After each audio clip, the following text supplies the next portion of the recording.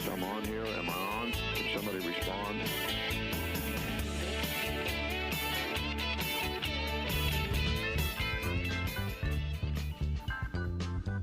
Oh, yeah, it can only mean one thing. It can only mean one thing.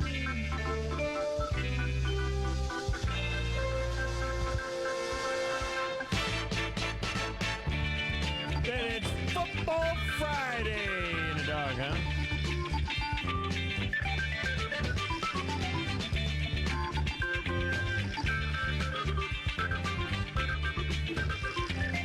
Well, it's always Football Friday in the dog. Then we got a lot to get to today.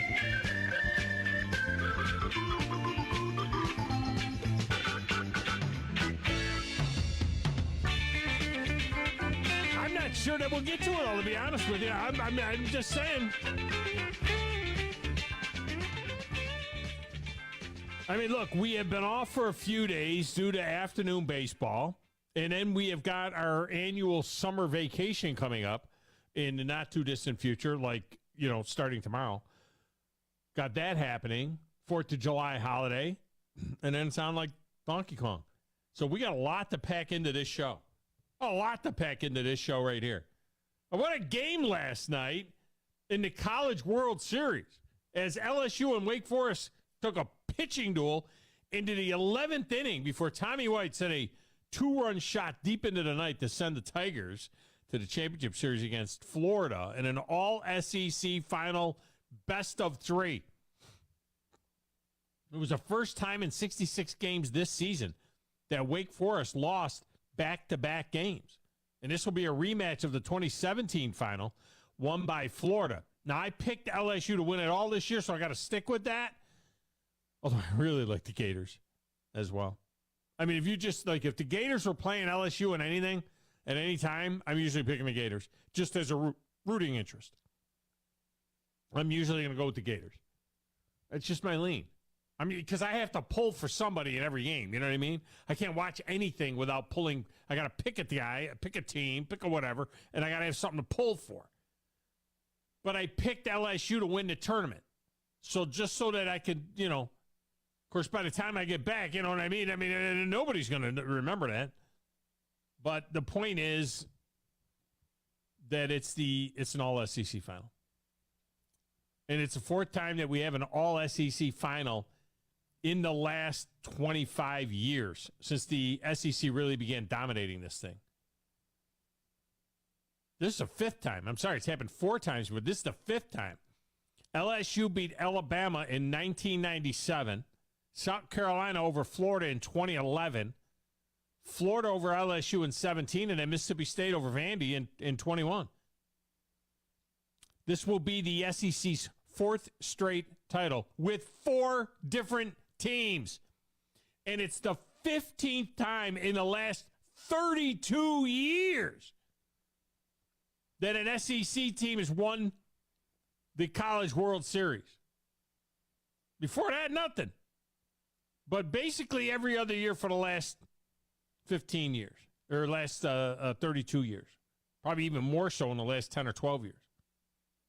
Keep in mind that as well during that time, Texas won a couple, lost a couple. Oklahoma was in the final last year. So a couple of more strong baseball programs coming into the league. It just means more. Not to mention Oklahoma softball, which is a juggernaut. In the SEC, just to prove that they rule everything, Rocco's has now sold 50,000 Jell-O shots. $250,000 worth of Jell-O shots. Yeah. And 30,000 of them were bought by LSU fans, which is about 23,000 more than the next closest fan base. I mean, it's just nuts. How about Kobe Brown becoming the first player from the city to be selected in the first round of the NBA draft, taken at number 30 by the LA Clippers? Now, Kyra Lewis was the first from the county a couple of years ago. Do you know what Kobe Brown and Kyra Lewis have in common, other than the fact they both were first-round draft picks of the NBA? They're both Rocket City Award winners. Yeah. Brandon Miller went to the Charlotte Hornets at 2. Noah Clowney was taken by the Nets at 21. Most had Kobe Brown slotted for early in the second round. This was a bit of a surprise. It really was. Of course, Victor Wembanyama. So I guess we're just going to call him Wemby, right? We just call him Wemby, like from now until ever. It's a little bit easier to say than Giannis there, Giannis. It's a little bit easier than that one. I have to think about that, or whatever, that Greek freak. Wembanyama, Victor Wembanyama. He went number 1 to the Spurs. He's 7'4", weighs 210 pounds. Way too skinny. He's going to have to beef up a little bit, but he's only 19 years old. He's out of France. He speaks perfect English. He's said to be the best prospect since LeBron. I mean, you know, when LeBron came in, that was like no doubt he was going to be who he's going to be.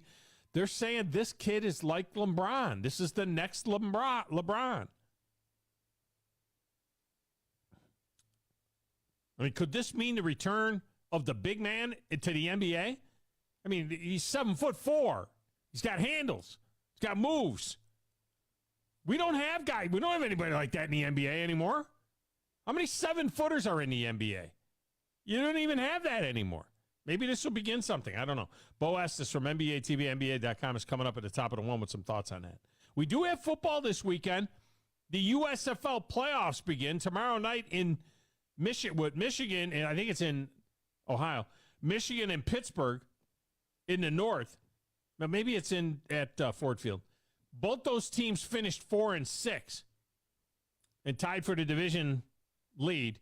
And then Sunday night, Birmingham, which was 8-2, hosts 7-3 New Orleans. The entire South Division was 500 or better. I wonder what Nick Saban thinks about all of this. This is not right. Why are these other two? Why did Michigan and Pittsburgh get to go to the playoffs at 4-6? Viewership of the USFL was actually a little higher than that of the XFL. And as much as it pains me to say this, it was actually a little higher than NHL regular season hockey. And NHL regular season hockey was about twice the MLS average. MLS average is about 250. The NHL average is about 500,000 viewers. The USFL and the XFL averaged over 600,000. Of course, both leagues were higher than the WNBA. In fact, both leagues' average viewership was about 15% higher than the College World Series to this point. Now, the finals will be different. They'll get 1.1, 1.3, somewhere in there, a million. But the finals, the final, the championship game of the USFL is going to get $1.5 million too. Softball actually beats college baseball. I don't know if you knew that or not. In terms of ratings, softball had in their tournament, the entire tournament, they averaged 1.1 million. Whereas the baseball tournament is averaging like 700,000. And then in the final, softball did like 1.3 or 1.4 million. Baseball won't get that high. I don't know why that is. To be totally honest, now I know that that's the highest level. Basically, that's the highest level of softball. And in baseball, we're watching baseball, and we know that it's about a maybe a double-A level. Maybe it's a double-A level. And we get, we have Major League Baseball to watch. So maybe that's part of it. I don't know. Maybe it just means more. Maybe that's it. I don't know. Anyway, Stefan Ratchuk is joining us from the USFL newsroom in a few minutes. Set up the USFL playoffs. And then later on in the voice of the Colorado Buffaloes, Mark Johnson, will join us to update Deion Sanders' condition. Deion had surgery this morning that will hopefully save his foot. They found blood clots in both his thighs. So they're rotor-rootering those out, and hopefully it's going to restore circulation and it'll save his left foot. Beyond that, they basically turned over the entire roster from last season. I mean, they had over 70 guys go into portal, and they brought in like 50. And then they got a brutal first month of the season. What are the real expectations? I mean, what are the real expectations for a team that was 1-11 last year and he fired the whole team? What do those people think out there? Do they think that they're going to be a bowl team or something? I mean, if they win 3 games, it'll be a thing. This is going to be like Jackson State where he walked in and just beat everybody. Not like that. All right. Phone lines are open. 256-576-4977. 256-576-4977. You can text the show, 732-9TA show, 732-982-7469. It's a great way to communicate with us. My Twitter feed is Tom Abraham Show. Stations is at 97.7 ESPN. We're on Facebook at 97.7 ESPN. Watch the show there. You can also watch it on Twitch and YouTube on WZZN TV. Check all of that out. Over there in that little glass room with the platters that matter and the stacks of wax and answering the phones and celebrating like Marcelo Ozuna. Living large on a Friday. DJ Grizzly Grizz. Who in the blue hell are you? I'm the producer of the show. If I didn't step up, you're nowhere. I put the thing together on a poly. Brilliant! I've got $100 smoking in my billfold. I know I ought to save it, but it's burning a hole. Right through my pocket and into my skin. Come Monday morning, I'll be broke again. It's finally Friday, I'm free again. I got my motor running for a wild weekend. It's finally Friday, I'm out of control. Forget the working blues and let the time roll. Down goes Grissom. Someone call someone because there's a cleanup on aisle 3 as a man is down.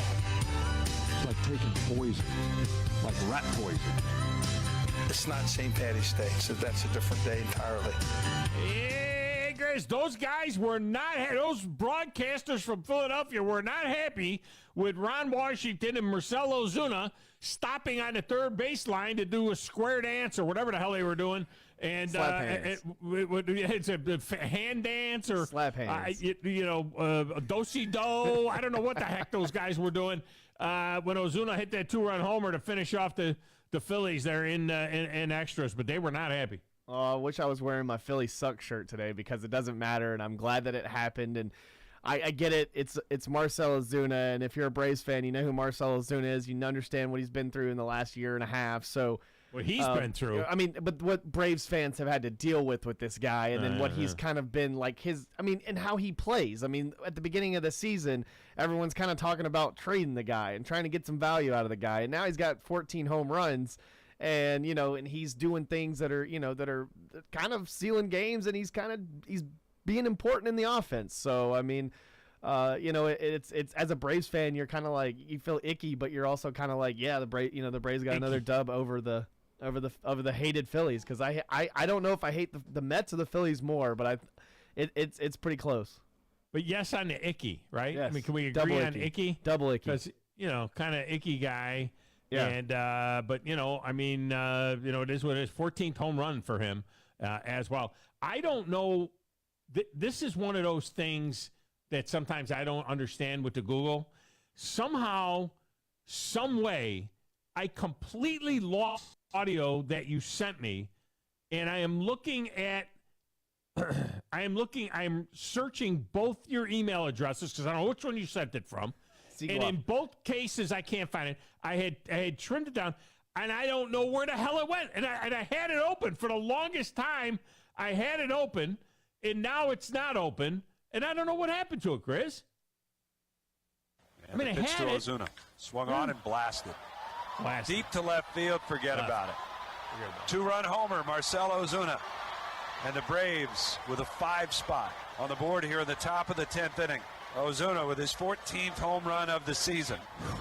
What was that? They're going to stop in the middle of the third baseline and do a hand. Ozuna just now steps on a home joke. plate. Yeah. Ron Washington, that's just not professional. Stop in the middle of the third baseline so they can do a little hand dance. Oh. Hand dance. A joke. Because it's a joke. They were not happy. Maybe they're not happy because they suck. On the board here in the top of the 10th inning, Ozuna with his 14th home run of the season. Who's that? They're going to stop in the middle of the third baseline and do it. Ozuna just now steps on a home plate.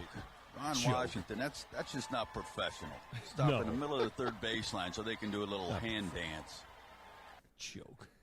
It's terrible. By the way, did you watch? I could not take my eyes. Thank God the Yankees were getting beat like 10-0 by the Mariners. Yeah. So I could not stop watching the LSU Wake Forest game. I mean, the LSU Wake Forest game was spectacular. Did you see the play the kid made? The first baseman with the blonde hair? Yes. Did you see the play he made? Comes in on a bunt.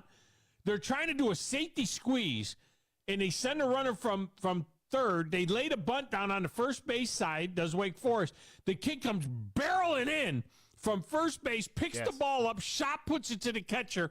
The Wake Forest guy tries to Superman. He goes flying. He takes off, tries to Superman into the plate, and the guy puts a perfect tag on him. Yeah. What a play. What a play. I mean, the excitement. I mean, that was absolutely insane. I mean, I don't know what you didn't like about last night's game. I mean, I know Florida is going to be feeling pretty good about, playing LSU now, but that was great. I mean, that was just all around amazing game to watch and listen to. No, I thought it was tremendous. We get a lot of ping home run, ping home run, ping home run, ding home run. We get a lot of that, but to get a pitcher's duel like that, and those two kids are both going to be pitching in major leagues. I mean, we were watching two major league pitchers last night. Those guys are bulldogs, and they're big guys. The kid from LSU is huge, but it was a joy to watch. It really was a joy. The only thing is, I've gotten so used to the pace of Major League Baseball that now I have a hard time watching the college games sometimes. Because they still have the shift, they take forever. Even though they do have a pitch clock, it seems like that game took a long time, to play. It seemed like that game was going on forever. Yeah, but I feel like in college baseball, we don't really see it as much as we do in the majors, because I feel like we don't really care that much. Like, I get it, you're talking about it right now, but I think most people enjoyed a baseball game like that, like a pitcher's duel like that. That did take a little bit of time. I enjoyed the pitcher's duel. I'm just saying I've gotten used to the pace of the major league game. I understand. Yeah, and then in general, the college game is dragging. I don't want to see the shift. The shift, it looks so 2020. You know what I mean? To see the shift now, they got to get that out. But it just, I'm just saying. Now, Badger Larry thinks that maybe he won the Friday Deuce Fecta, and it wasn't like the highest finishing. You have to go back and listen to the tape. You had to have the winner of the U.S. Open. No way you had because it was down to like 5 people. You know what I mean? It was down to 5 or 6 contenders. You had to have the winner of the U.S. Open and SEC or the field in the tournament. Now, it was amazing how many people took the field. Very, very few people took the SEC. Yeah. But you know what nobody did? Take Wyndham Clark. Of course. Nobody had Wyndham Clark.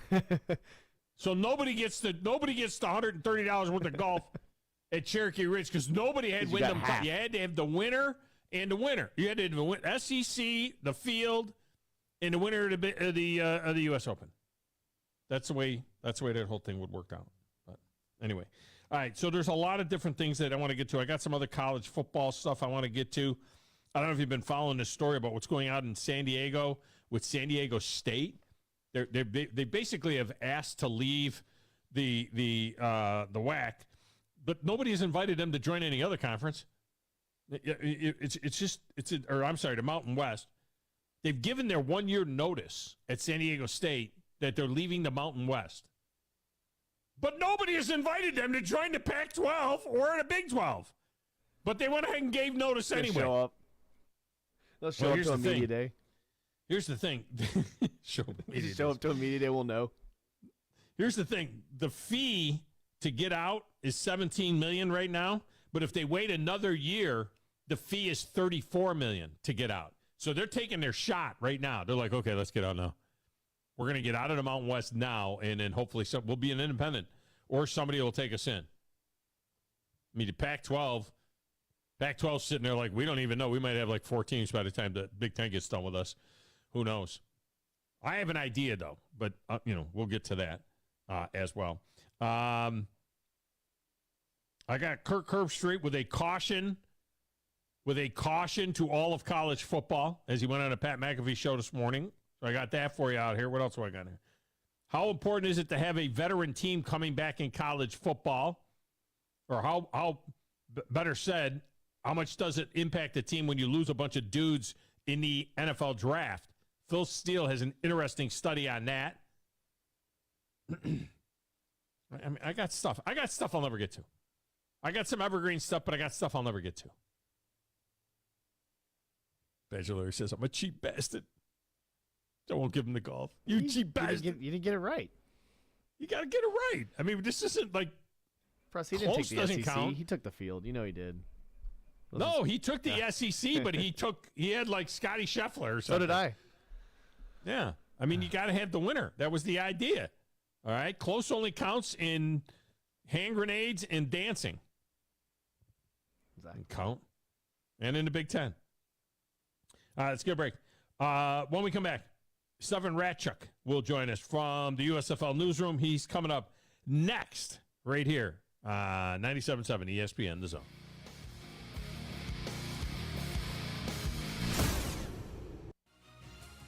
You're listening to the Thom Abraham Show on 97.7 ESPN, The Zone. Since 1998, Scooter's Coffee has delivered high-quality drinks with quick service and a big smile. And the folks at Scooter's Coffee know a great cup of coffee or other drink can bring a smile to just about anyone.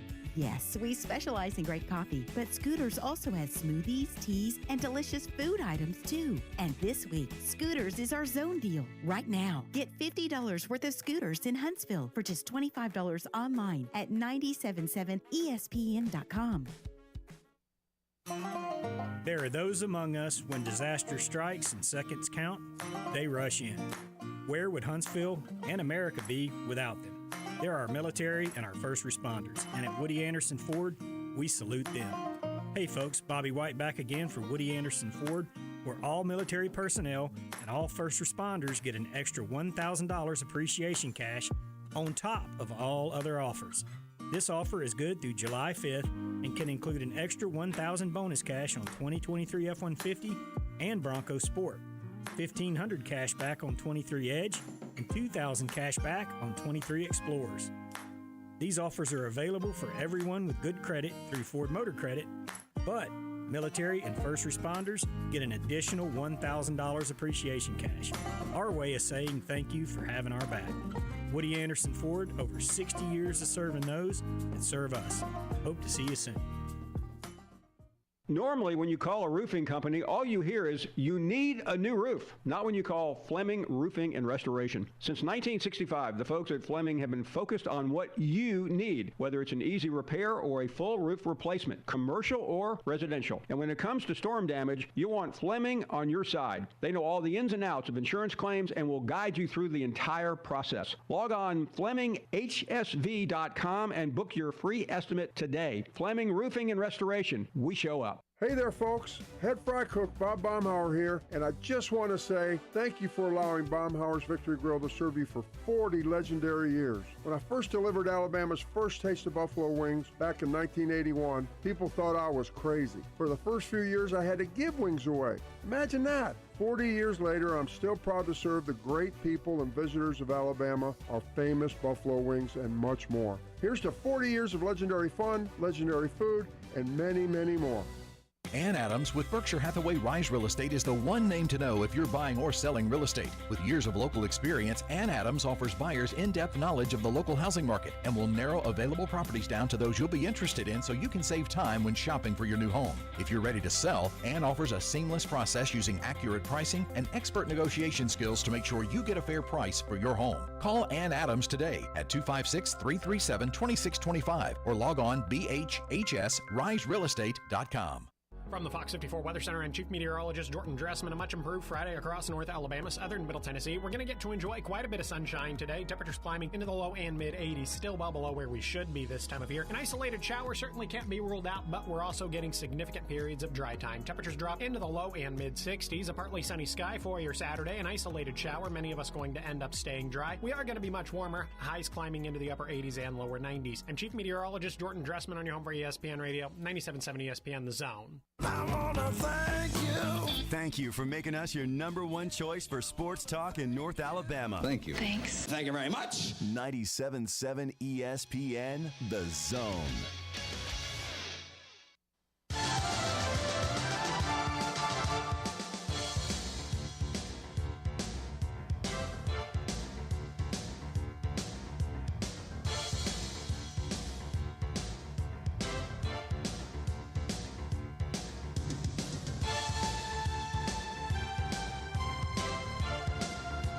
Welcome back. Thom Abraham Show on a Football Friday. Look, I know that there was a draft last night in the NBA, and I know that there was great college baseball last night. I get all of that. But this is there's also football. It's Football Friday, and it's a USFL playoffs get started tomorrow. So I felt like, well, we got to reach out to Stefan Ratchuk and have him join us from the USFL newsroom, and he's on the Neighbors Wealth Management Hotline. Stefan, welcome back to the show. How are you, man?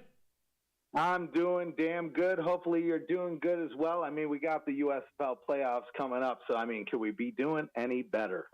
No, well, and look, I understand that Nick Saban is upset about this whole scenario where you got 2 4-6 teams that get to go to the playoffs, and you got the SEC division of the USFL down south here. You had everybody 500 or better, and yet these 2 clowns from the north get to get into the playoff, and that doesn't sit right with Nick Saban. You know what I mean? I don't understand it. I feel the pain too, because I'm a Houston Gamblers fan. We have the 3rd best record in the league. We're missing out on the playoffs, but at the same time, I get it. But when you see these 4-6 records, what it really highlights to me is the league is much more competitive than it was even last year. The North seems to be the division of defense, whereas the South is really bringing the offense in. But even with those 4-6 records, similar with the XFL, I wouldn't be counting either of these teams out, man. Either way you look at it, it is interesting to see. And, yeah, a little piece of me is a little upset as well, because I'd love to see the Gamblers in there and see what they could do. But maybe next year. It feels like the Birmingham-New Orleans game Sunday night in Birmingham, it feels like that's the league championship. You know what I mean? I think Pittsburgh or Michigan's not beating Birmingham or New Orleans. I don't feel that way anyway. It seems like Sunday night's game may be for all the marbles when it's all said and done. That may be the case, but again, I felt that way about the Washington. I felt that way about the Defenders too in the X. So. Right. Yeah, I mean the Defenders. That was a sad tale there, but that's a story for a different day. I mean, yeah, this game this weekend, I mean, when you have 2 games coming up, but the game of the week is clearly that New Orleans-Birmingham team. But personally, I wouldn't count out either the Panthers or the Maulers, whoever ends up making it to the championship. Truly what it'll be is a test of what wins games, offense or defense. And, I mean, there's some of these games where the Maulers are playing, and that's a defense I wouldn't like to be on the other side of. Why can't we have the championship game down here in Birmingham if in fact the Stallions win? I mean, they had the best record. Why does it have to be in Canton, where for the 2nd straight year, Stallion fans won't be able to? I mean, they'll have to travel all the way up to Canton to see their team, win the championship. I bet they'd get 30,000 or so, maybe 25, 30,000 at Protective Stadium if the championship was there. What is the rush to have a neutral, quote unquote, neutral site? Actually, it wouldn't even be a neutral site, because that would be Pittsburgh. If Pittsburgh wins, that would be at Pittsburgh's home stadium in Canton. Right. It's funny you bring that up, right? I think this is something, the league is still in its early stages. I think this is something that they really stumbled upon. Last year they held all of the games in Birmingham other than the playoffs. That's where they were introduced into Canton. I feel like that partnership worked out well for both sides. The attendance was good at Tom Benson. The league had a place to play the game. to where now we've seen that expand where it's a pseudo hub, if you will, for the Maulers and the Generals. Now, once we get further down the line, I could absolutely see the league start traveling that championship around. But realistically, I mean, if it's beneficial for the league to have a good partnership with Thom Benson to hold that championship there, to have a home field base for the rest of the season, I can't really be mad at them about that either, right? But you are 100% right. If that game was in Birmingham, or if the Showboats were still in this, ended up in Memphis, right? I mean, we're looking at a packed house for sure. Yeah. I mean, that's the point, is you want to have that atmosphere there. That's the one thing I thought the XFL did better. The ratings, TV ratings, slightly better for the USFL than the XFL overall on the regular season, and I think the USFL has a great chance to have good numbers in the playoffs. That, by the way, surprised me, because me being down here in the South, when it got to April, it's like, man, I gotta go. I gotta go fishing. I gotta get outside, play golf. I gotta go. I gotta get to doing stuff. I thought that the XFL's timing was better for me. I thought, you know what, keep my football going in February, and then have a championship game, get that thing over with, and let's go. And surprisingly, the USFL actually had even better numbers than the X, but it seems like it's the same group of people for the most part, right? It seems like there's those million people that are fans of spring football, whether it's the XFL or the USFL. They basically got a 20-game schedule, and it had the same numbers, which, by the way, were higher than the NHL's regular season numbers, higher than the WNBA, its numbers, way higher, 3 times higher than MLS soccer on TV. So obviously there's an appetite for it, but it was kind of interesting. I wonder if it felt like they split the crowd at all, or if people watched both. I feel like people watched both. If anything, for what you already mentioned, is the numbers were relatively similar. Yeah, a little bit of uptick for the USFL, which makes makes some sense. I mean, a lot of those XFL games, they were on FX, they were on Thursday nights, they were on some weird times. But at the end of the day, there's a crowd for spring football. I mean, that's why we've seen time and time again, all of these companies try, fail, and now we're finally getting to the point where, the USFL, they're about to wrap up season 2, they're moving into season 3. The XFL has announced that they're coming back for season 2. They know that whoever makes it out at the end of this is going to survive, as long as there's a good business plan, there's good money, and there's TV behind it. And that's what makes me so bullish about the USFL. I mean, they have Fox behind them, so you have the money, you have the broadcast, but in addition to that, you also have NBC, which is going to be hosting the championship game this year. You spread the wealth a little bit. Either way, I could see both of these leagues surviving for the foreseeable future, if anything, because people are going to be tuning in, and advertisers like eyeballs, and they know there's a guaranteed 700,000 to 1 million people eyeballs that you're going to get per game on average. Yeah, no doubt about it. Stefan Ratchik with us here from the USFL newsroom, XFL newsroom as well, that they cover both the spring leagues. And now there's talk, too, about the AFL, the Arena League, coming back next year as well. So it's going to be a glut of different types of spring football, I guess, if you will, into the summer. 16 markets are being served here. So I don't think either league, in a way, you really don't need to be talking about expansion at all, because both are 18 leagues, but that means there are 16 different markets that are being serviced by these 2 leagues. Is either league talking about expansion at this particular point in time? I mean, officially, no. I wouldn't be doubtful if behind the scenes it's been a topic of discussion. With the way the USFL has done things, even more so, I think they've set the precedent that, well, do we need to be in the market to even expand? Now, this isn't anything I've heard, but I mean, I wouldn't be surprised if there's at least been one discussion about, do we make Canton an actual location? Do we give Canton a team? Yeah. Now, which would be an interesting play, because as to date, we've only seen teams from the original USFL come back. Right. But I mean, I wouldn't be surprised if we see Canton in the mix maybe 2-3 years down the line when they are ready to expand. That's a lot of expectations. You're talking 2-3 years down the line. We're talking about the USFL, which the original, which had great success really in the stands and in the ratings. The original only lasted 3 years because they tried to move it to the fall, and we all know what happened there. So this would really be groundbreaking. We did hear that the X was definitely coming back for year 2.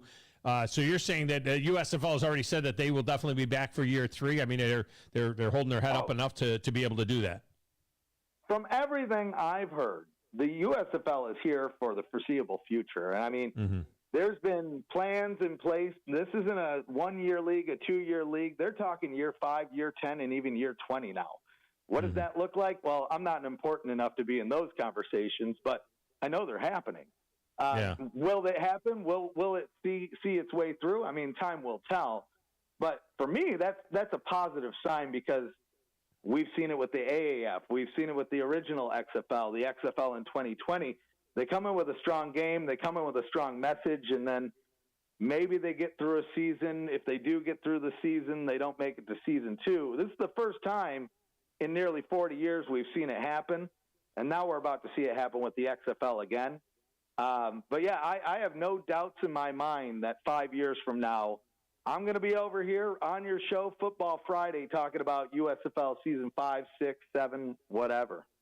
Yeah, Stefan Ratrick with us here. It's been a great success in Birmingham. Can we get the rest of the teams into their homes, though? Can we get New Orleans playing in New Orleans, get Houston playing in Houston? Can we do that? Because I do feel like the XFL, that was an advantage for the XFL. It felt more like what we're used to, with everybody actually having a home. Do we think that the USFL can take that next step and get these teams playing in their own cities? I mean, that is what they're working towards. I have no news to report on that.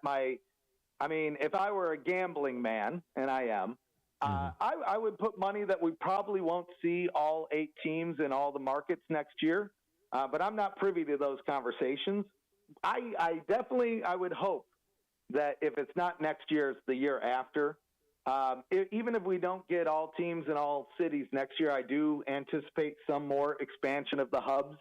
I mean, I feel like New Orleans would be a great market since the last time the USFL has been there, right? They have the Saints now. They kind of have a little bit more football culture, not even counting college because they love that, which I feel is a great fit for something like the USFL because it's kind of right in between. And beyond that, the Breakers are doing better than they ever have if you want to bring in the old USFL into the mix. Sure. This is their second straight playoff appearance out of 2. And you got to love Coach Flip down there. He is having a blast. And not to mention MBT, CFL legend, future USFL legend. I feel like you could put some butts in seats out there. Gameplay, what was your take on it this first time that we actually got to see 2 leagues back-to-back? Which, by the way, let me just say this. If there was a way for these people to get together and play in the same season, that same time of year, whether it's in between where the 2 are or if the USFL would be willing to move to February or the other way around, I think that the interest, you want to really create interest, is these 2 leagues going at it at the same time and then playing an AFL, NFL-style Super Bowl-type championship game. I would love to see the Stallions taking on the Dallas team or whoever, taking, Arlington, whatever, have these teams play a common championship game.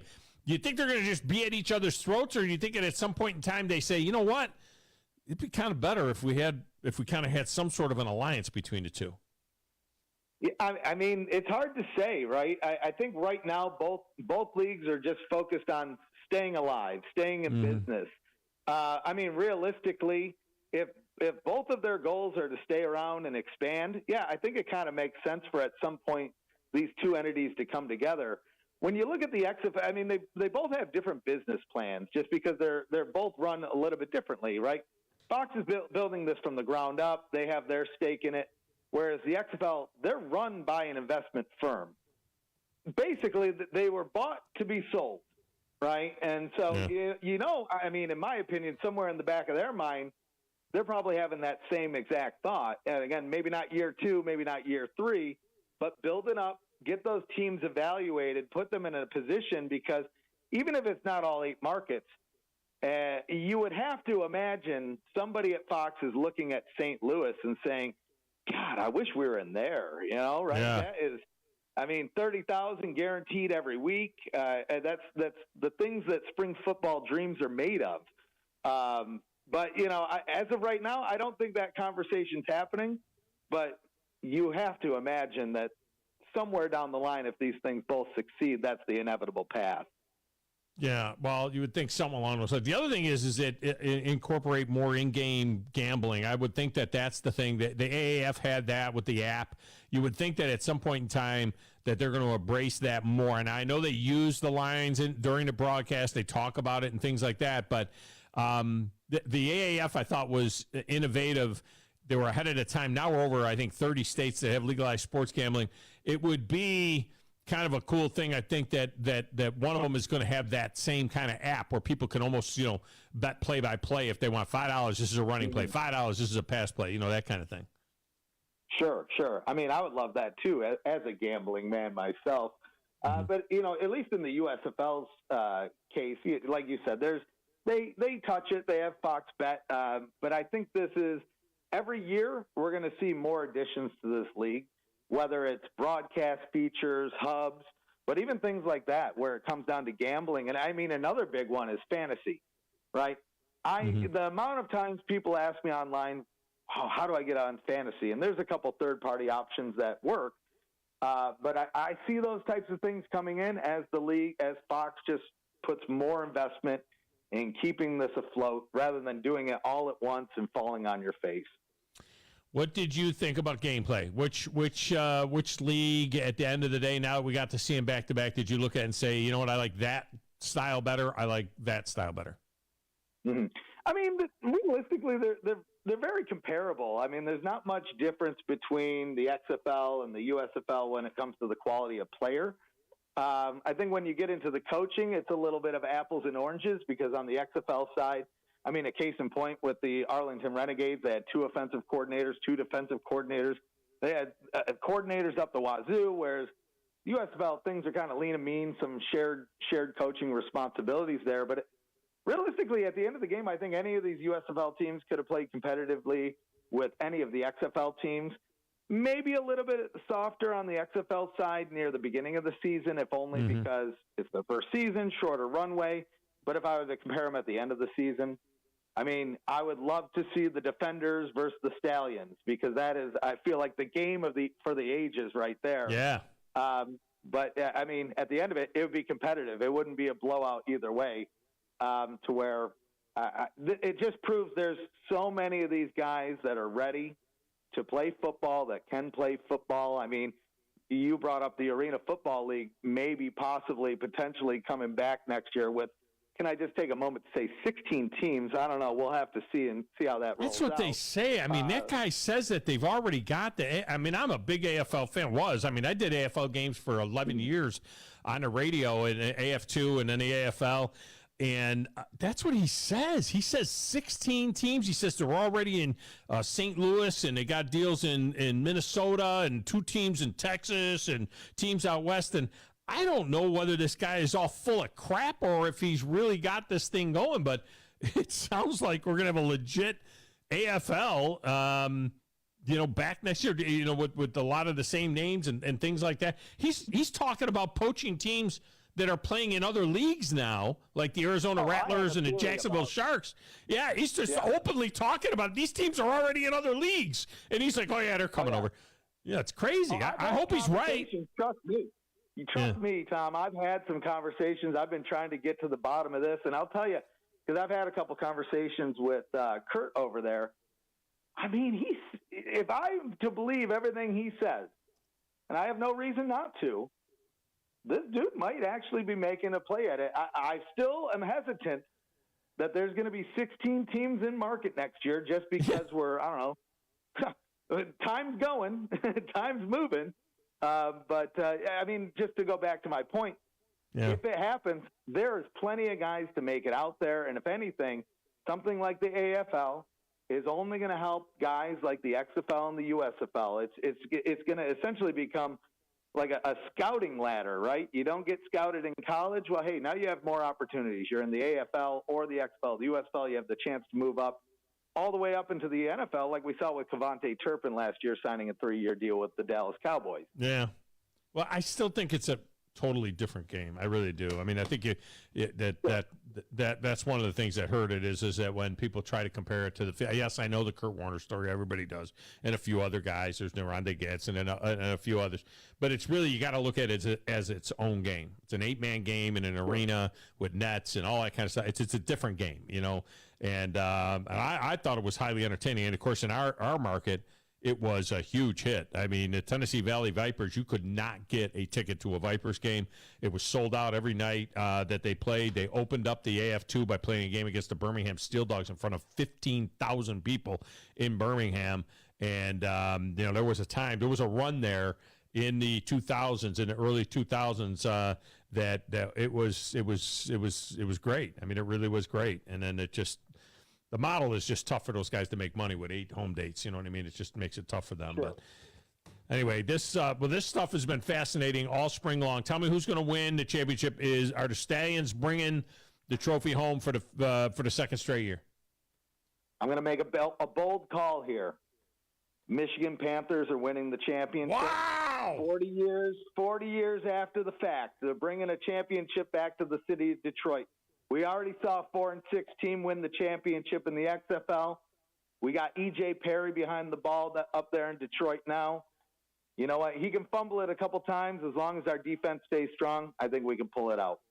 All right, so Michigan Panthers, of course, when they won that first one 40 years ago, it was in the Silverdome. I remember that championship game. They won it they played in the Pontiac Silverdome back in the day. So, all right. Well, I appreciate you, Stefan, as always. You're wrong because the Stallions are bringing back the trophy for the second straight year.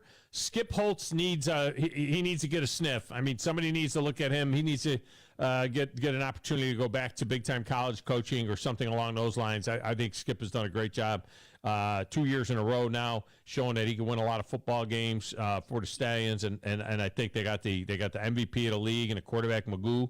And I think that they're going to get it done. Well, either way you look at it, it's going to be a fun game. It's going to be fun playoffs coming up. Fun weekend, yeah. All right, man. Appreciate you. Hey, good talking to you. All right, thanks.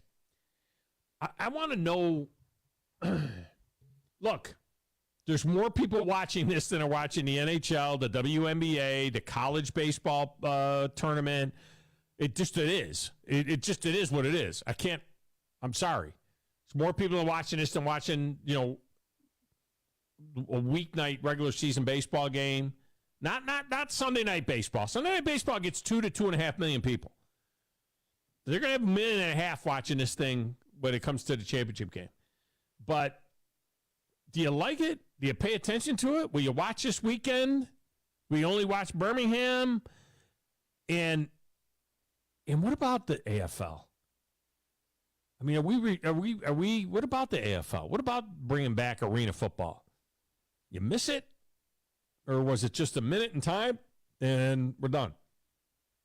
I'd love to hear. They say the AFL's coming back next year with 16 teams. I think the thing with the arena football is it's got to be fun. They got to be winning, and it's got to be enjoyable. It's got to be entertaining. You know what I mean? Like the Havoc. It's always entertaining. Outside of the Havoc and everything like that, it's entertaining. They win. They're a good product. I mean, we enjoy coming to a game every night. You know what I mean? When I was with the Hammers in that last season, it was not enjoyable. You could hear the players cussing, and it was so quiet. You could hear the pin drop. Because it went away. The people went away. But it would be, it was always so herky-jerky. It got... I don't know. It's just tough with 8 dates. That's the biggest problem. You could fill your building. It just makes it tough with 8 dates. All right, we'll come back. Phone lines are open. 97.7 ESPN The Zone.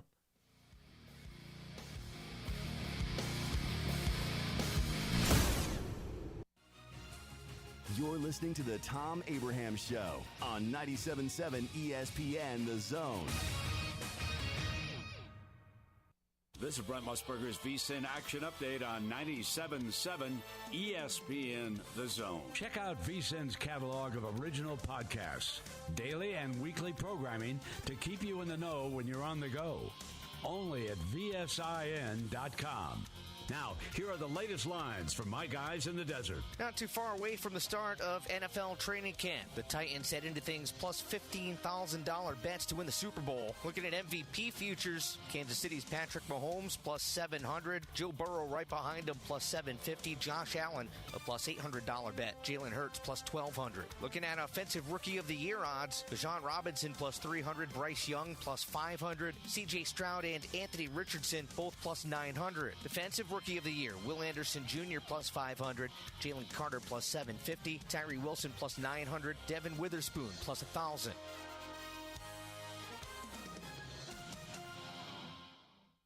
Tom Luganbill here for my friends at Woody Anderson Ford. Bobby White and his team take great pride in their service department, and you can see it the moment you walk into those beautiful new service lanes. And just like a championship team, they all work together to make sure your experience is second to none, whether you drive a Ford or not. Also, check out the gold certified pre-owned inventory at Woody Anderson Ford for great deals every day. Stop by and see them at Jordan and Sparkman or at Woody Anderson of Madison on Hughes Road, or visit WoodyAndersonFord.com. Great food and the best live entertainment is what it's all about at the Furniture Factory Bar and Grill. Head to downtown Huntsville every Tuesday for karaoke on the only outdoor karaoke stage in North Alabama. Thursday night is the Valley's longest running and biggest bike night. Food and drink specials, giveaways, and live music on the patio. And the Furniture Factory menu is fully loaded with options from steaks to salads, plus a whole lot more. Featuring a weekday happy hour that starts at 3. 619 Meridian Street, downtown Huntsville, and online at FurnitureFactoryBarGrill.com.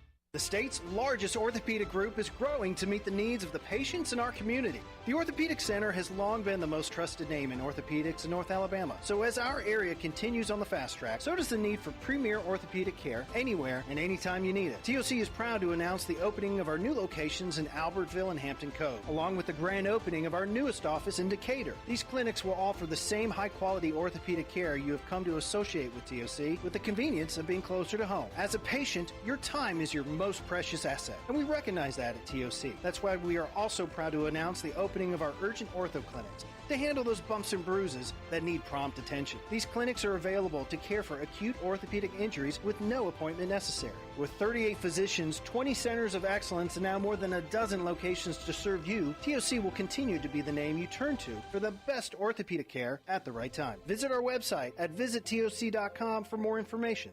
TOC, helping you live a better life. I'm attorney Gary Lackey. If you've been injured and need a lawyer right now, do you know who you really get? I'm attorney Jennifer Lackey.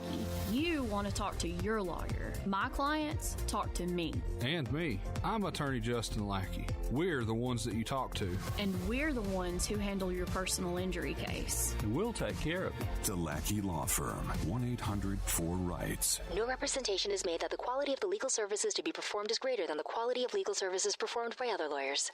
The new Cheeseburger Bobby's on Carl T. Jones Drive in South Huntsville is focused on serving great food prepared with the absolute freshest ingredients, featuring classic hamburgers and cheeseburgers with lots of specialty options, chicken and hot dogs, even turkey burgers and veggie burgers, along with fresh cut fries, onion rings, or coleslaw. Always fresh, never frozen, except for the frozen custard. See all the delicious options at Cheeseburger Bobby's for yourself. Check out the menu and more at cheeseburgerbobbies.com.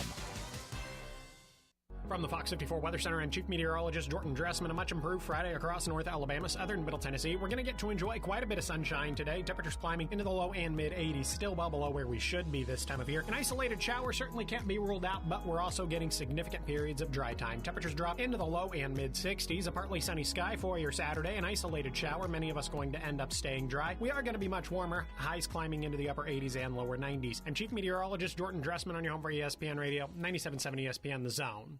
This will turn journalism on its ear. Watch our stream on WZZN TV on Twitch and YouTube. But you are the greatest hero in American history. We are 97.7 ESPN, The Zone.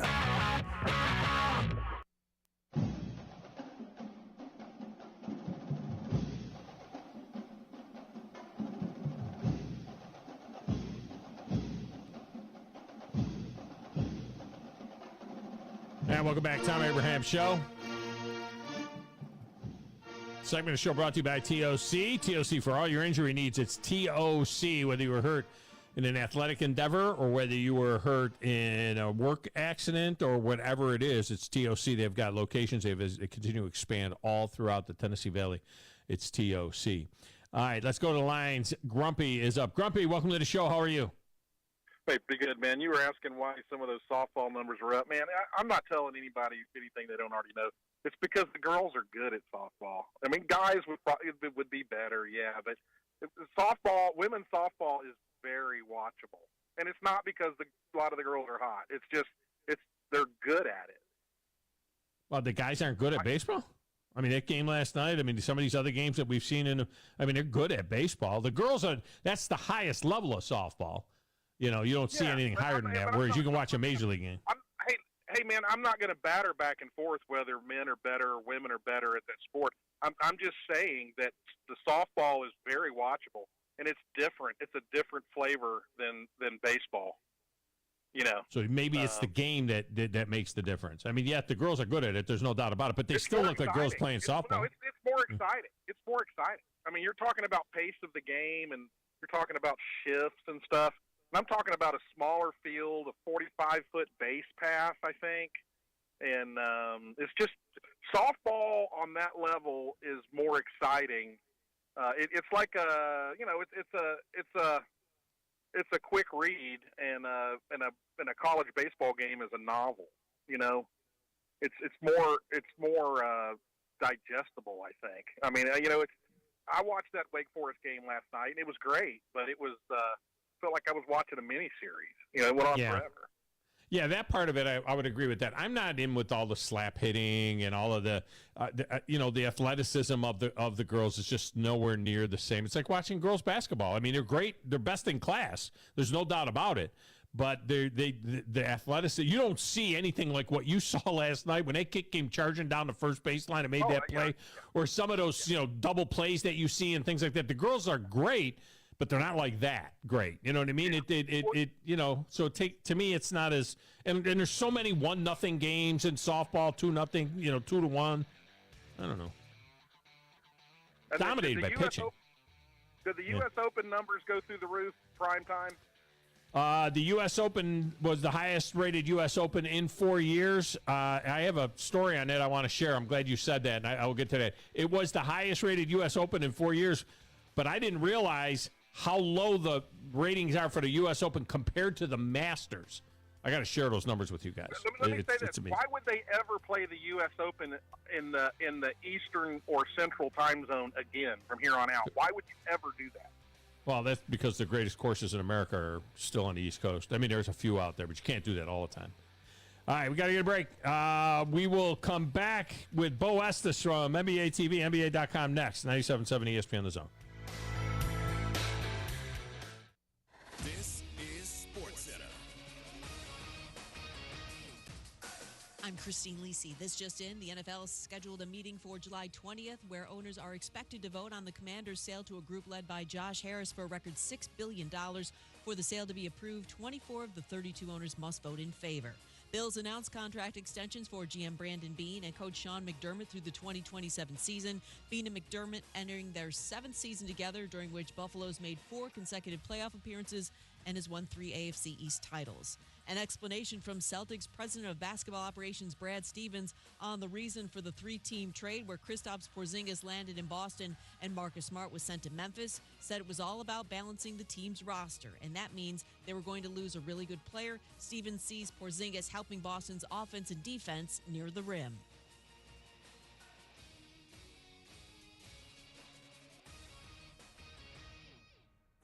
From the WZZN, Union Grove, Huntsville, Alabama. 97.7 ESPN The Zone.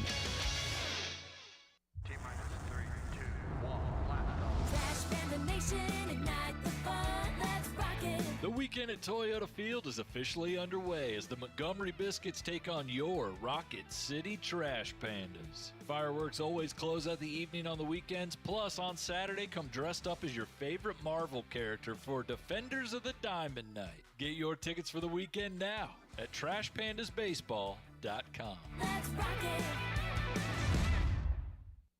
The new favorite place for delicious Mexican food is Coralejos Mexican Grill in Huntsville. Check out their reviews on Facebook and you'll see what people are raving about. Enjoy drink specials all day Monday through Thursday, like house margaritas for $3.99 and 12-ounce drafts for $2. Even vegan-friendly entrees on Monday starting at $5. Coralejos Mexican Grill, 1658 Old Monrovia Road in Huntsville. Follow them on Facebook and Instagram to stay updated on their specials. You've got to experience Toyotathon at Bill Penny Toyota. They've got the selection with over 700 new Toyotas to choose from. And they've got the extras with Bill Penny perks and a 10-year unlimited warranty. So get on over to Bill Penny Toyota today and experience Toyotathon. Bill Penny Toyota in Huntsville and online at BillPennyToyota.com. Bill Penny's Toyota 10-year unlimited warranty is valid through the 10th year of ownership. Valid on new vehicles only. See dealer for details. From the Fox 54 Weather Center and Chief Meteorologist Jordan Dressman, a much improved Friday across North Alabama, southern Middle Tennessee. We're going to get to enjoy quite a bit of sunshine today. Temperatures climbing into the low and mid-80s, still well below where we should be this time of year. An isolated shower certainly can't be ruled out, but we're also getting significant periods of dry time. Temperatures drop into the low and mid-60s. A partly sunny sky for your Saturday. An isolated shower, many of us going to end up staying dry. We are going to be much warmer, highs climbing into the upper 80s and lower 90s. I'm Chief Meteorologist Jordan Dressman on your home for ESPN Radio, 97.7 ESPN The Zone. Rodder on the move, pitch on the way. This is stroked high in the air, deep right center field. Here comes some smoke. Wow! 2-0 Atlanta. Listen to Atlanta Braves baseball all season long on 97.7 ESPN The Zone. You need to be more like a dog. Like what you guys are doing. You've got your fingertip on the pulse of your listeners. You guys know what they're talking about. Be a dog. God bless the show. You are the Messiah. We need more dogs. This is the best show on radio. The big dog, Thom Abraham, is here with you. Hey, I see you. I see you, dog. So settle in and get your bark on. That's my dog. Now live. Here he is, the big dog. Let's go, baby! Thom Abraham. How you doing? How you doing? How you doing? How you doing? How you doing? How you doing? How you doing? Look, I don't speak Spanish. I don't know how to say this, so I'm going to choose my words very carefully. I think you're a psycho. Do you know who I am? I mean, that guy sounds like El McPherson farting into Miles Davis' trumpet. I guess I'm on here. Am I on? Can somebody respond? Get off my lawn. I have to drag my Yankee ass out of here.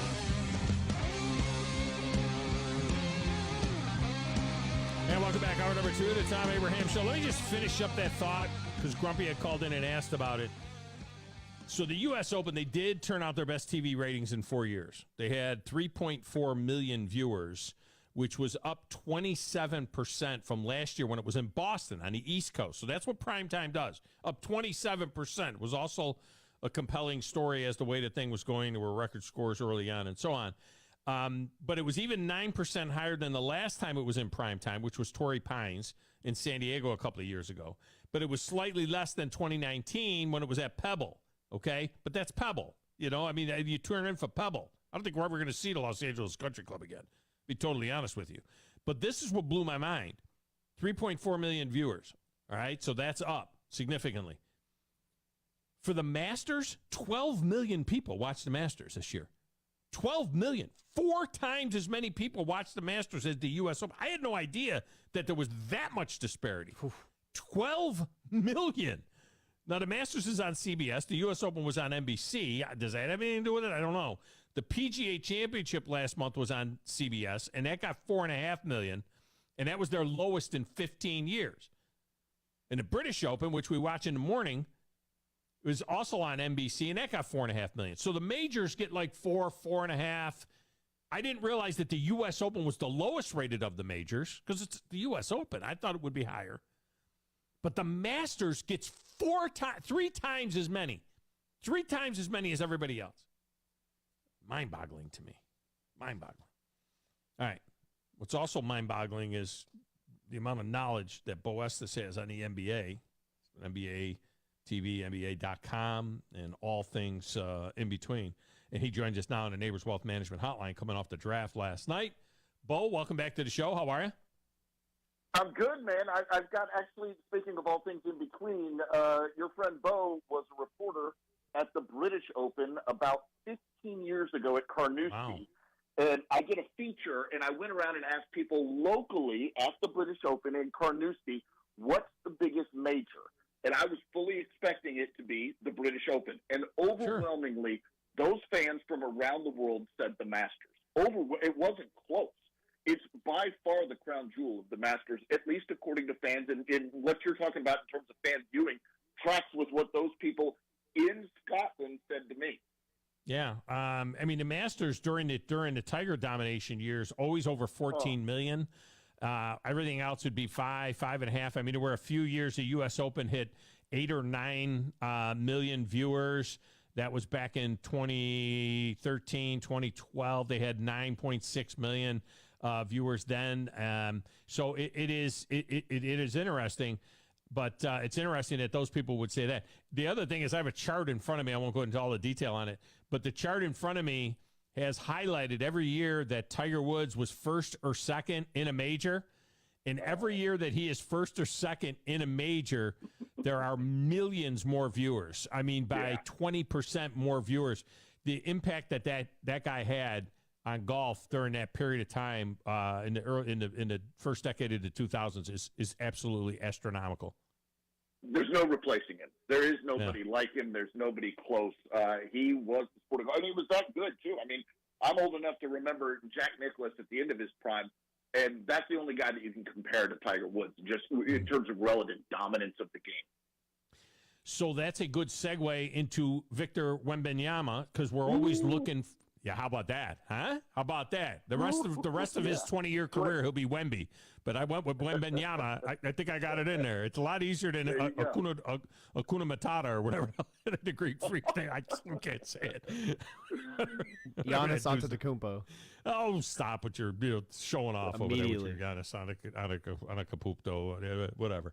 But I mean, this guy's supposed to be all of that and a cup of coffee here. 7'4". Which is something we haven't seen in a while in terms of, the dominant big man. But he's got the handles. He's only 19 years old. He speaks fluent English. I mean, his English is impeccable. Skinny as a rail. Is going to get knocked around for a little while until they beef him up a little bit there in San Antonio. But, I mean, they're saying this is the most, upside prospect since LeBron James. And LeBron was an immediate superstar right from the beginning. Is this that guy? Is this the next guy in Wembanyama? Yes and no. I'm going to hedge a little bit here. Yes, in that I expect at his apex for him to be the dominant player in the NBA if he remains healthy. No, in terms of the way that LeBron walked in and averaged 20 points a game. LeBron, if you remember, even at age 18, 19, was physically just a beast. He was a man. Nobody in the NBA was pushing him around when he walked into the league. That's not going to be true of Victor Wembanyama. And the thing is, he's landed at the perfect franchise. He's a French player. He goes to the San Antonio Spurs. You think of Tony Parker. You think of Boris Diaw. Guys like that who have gone through that program. You're working with Greg Popovich and Brent Barry and the folks that they've got out there. I just think that he has landed in the perfect spot. But it's going to take, I think, a year or two for you to see the overwhelming dominance. Now, I work at the NBA Summer League every year in a program called Sports Business Classroom, and we have NBA scouts in our classroom talking to us all the time. I have never seen a reaction to video like the group of collective scouts we had when we were going over Victor Wembanyama. It's like nothing you've ever seen. You hear 7'4", 7'5", the ability to shoot threes, the ability to handle, the ability to drive. His defense is out of this world as far as he's blocking shots at the three-point line, and he's just taking a step outside the lane. Tom, physically, you remember Ralph Sampson. That's the only real comparison that I can come up with as far as physically, but his game is just so much more evolved, and it's the modern game. He's got all of that in a 7'4", 7'5" frame. Is he a unicorn a little bit? I mean, is this, dare I say, a Shohei Ohtani type of talent where he can do it at both ends of the floor and he's a big guy that can handle as well? I mean, what are we looking at here? I heard reports of executives last night saying they expect him to be the best offensive player in the game in 3 years and the best defensive player in the game in 3 years. That's where the expectations are. And it's almost too much. And the only guy I can think of that met all the outsized expectations was LeBron. LeBron lived up to every bit of it, and that's sort of the marker they're laying out there for Victor Wembanyama. Physically, obviously, he's got a lot more than LeBron ever had if he's 7'5" and able to do all this. Health is going to be a key. I asked somebody on a show last night I was on, if he remains healthy and absolutely plays up to the potential, what do you expect out of him? What is realistic? And I'm not kidding. This was the quote: better than Wilt, better than Shaq, better than Bill Russell. Oh my God! That's what I heard. And this is an NBA executive. That's what I heard. It's that Holy far mackerel. out there. It's incredible. Again, honestly, Tom, though, you've been around for a long time, just like I have. So many times people fall short of these expectations, but you rarely see expectations this high for anyone. It's out of this world. I thought Kristaps Porzingis was going to be that guy. When he was, wasn't he supposed to be that guy? That's fair. I mean, New York, my guy. You are sounding like a New York Knicks fan right now. Yeah. Porzingis has some similar traits as Wembanyama. He's not the ball handler. He can't drive. He's not the defender. But he is 7'3". He can shoot outside, and he does have a good offensive game. He's a little smaller, not quite as athletic as Wembanyama, but Porzingis had a lot of it. And remember, Porzingis is that big guy who got injured. That's going to be the concern all the time with Wembanyama. Can he stay healthy? And I think that's why I think San Antonio is going to be very careful with him as he develops. Because, Tom, keep in mind, San Antonio is not winning a championship next year. They're just not.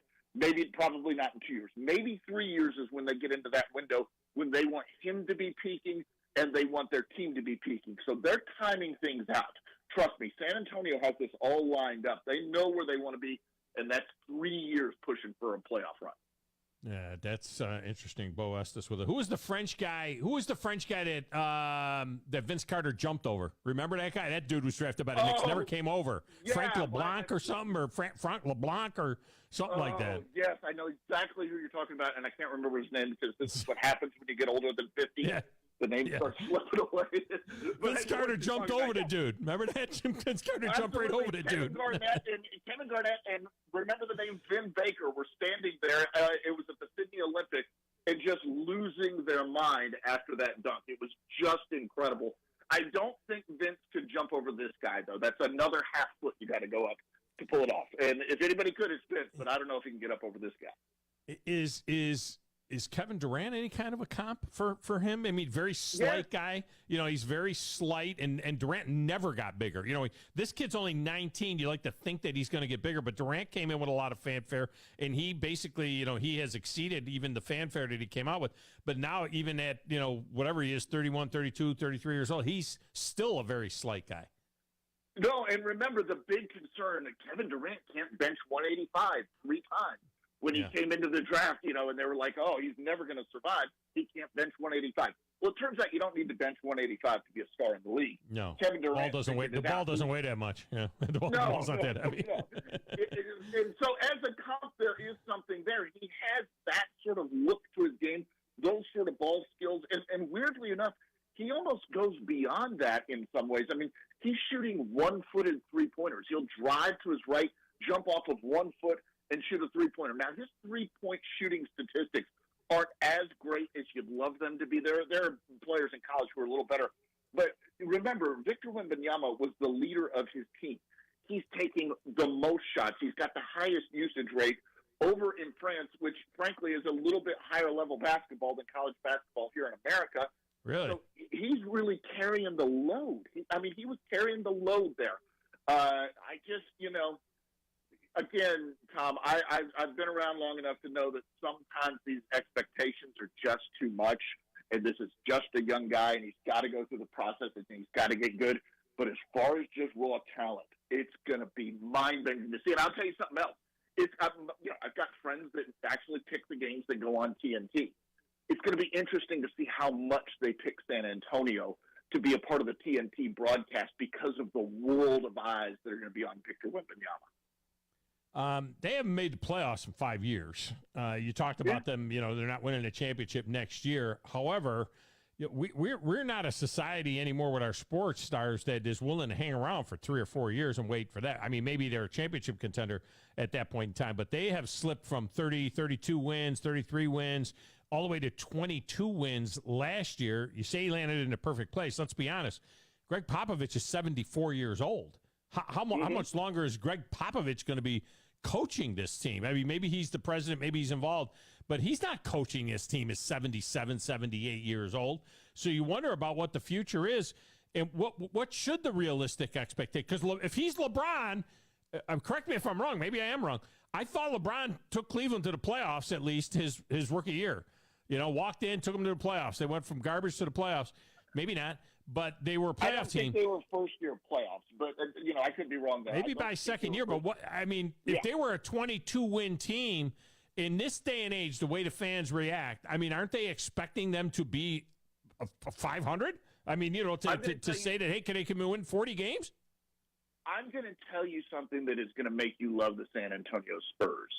They don't give a darn about TikTok society and Instagram and instant gratification. There is a process in San Antonio, and they're going to go through it. They're not going to listen to the noise. They have their eye on developing Victor Wembanyama and giving the San Antonio Spurs fans the best version of this guy available. And it may take some patience. And I understand if young fans aren't thrilled by that, but if any franchise doesn't care about, TikTok society or Twitter, it's the San Antonio Spurs. They're going to do it right. They're going to take their time, and there's going to be bright days ahead. I mean, look, the best player in the league right now is Nikola Jokic.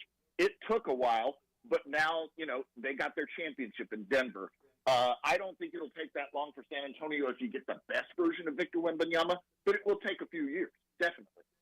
Yeah, I think it would definitely take a few years. Bo asked us with us here, what do you think the percentage of people in Europe when he was drafted said, I didn't know that Wemby could play soccer? He went to Tottenham. Hey, look at that. Tottenham got Wemby. Are you kidding me? For the great unwashed out there, that's the hot Spurs of Premier League. For those of you out there that don't know what I'm talking about, which is everybody. They know what you're talking about. Everybody knows the Premier League now, don't they? Yeah. Come on, huh? Come on. But to the Popovich thing, I mean, this becomes one of the most sought-after gigs, right? Down in the next couple of years, because I just don't think Pop is going to be around that much longer. Well, I mean, maybe this kind of gives them a little extra juice. Do they have the guy on staff? I mean, I know Brett Brown is there now, but do they have a guy that there's going to be a seamless handoff to, like what we saw in Miami, or what do you think is happening here? Well, it's fascinating because he's got a huge coaching tree. Greg Popovich does. Mm-hmm. Budenholzer's a guy who's a part of the coaching tree. Ime Udoka is a part of the coaching tree. Brett Brown's a part of the coaching tree. They will know who it's going to be, or they'll at least have an idea of who it's going to be among, and it will be somebody really good. And what you said is really important. That's going to be a sought-after job. Those guys, it's just like, think about Duke when Coach K retired and John Shire got the job. There were guys that wanted that job. Nolan Smith wanted that job. There were folks that wanted that gig. And, only one's going to get it, but it's going to be really sought after because you've got this guy who, once in a generation is the label that's being applied to him. And I think it's fair. Whether he lives up to it or not, that's the kind of talent we're talking about. I know there are 7-footers in the NBA right now, but we don't really talk about them much anymore. Is the game... could this spur on another generation now of big men? Because we just don't have this right now in the league, a guy that's 7'4" that can do this kind of stuff. I don't know how many of them are out there that can do it, but do you think that this might trigger the return of the big man, the quote-unquote center in the NBA? I think this cements the return of the big man. I think for a while it was Steph Curry and LeBron's league. But if you look at the last 3 MVPs, it's Giannis Antetokounmpo, it's Nikola Jokic, it's Joel Embiid. The last championship is Nikola Jokic. 2 before that is Giannis Antetokounmpo. The league is not the big man that you and I think of like Moses Malone. It's a guy who has the ability to handle. He has all the skills, but he's also big. He's also very big. And Wembanyama is an evolution at his best. If he gets to his best, he's an evolution of sort of a mix between Giannis and Kevin Durant. And my gosh, if he puts all that together, it's going to be so much fun. And again, I almost feel guilty for putting these expectations on him. But I'm the last man on the ship. There's 1,000 other people on this boat who believe the same thing. Frederick Weiss, by the way, that crack research team says that's the guy that Vince Carter jumped over. All right. So then the second pick is Brandon Miller out of Alabama. Yep. I think most of the people in Charlotte are really happy with this, but there were a lot of people that thought Scoot Henderson was the guy, and the guys, people up in Portland, oh my gosh, what this is unbelievable. He fell to us. What's your take on Miller going to a team in Charlotte that is being sold by Michael Jordan for like $3 billion after he bought it for whatever he bought it for? Of course, Mike is everything he touches goes to gold, except for he wasn't able to win as an owner. Yep. But are the Hornets now set up to start making that next move? Is Miller that kind of a guy that could take them to the next level, especially with what they got on their roster now? With the scouts I talked to, the story on Brandon Miller is the worst case of Brandon Miller is still a very good NBA player. At his worst, he's still very, very good, and at his best, he's obviously exceptional. Scoot Henderson was more the upside, reaching for the stars pick.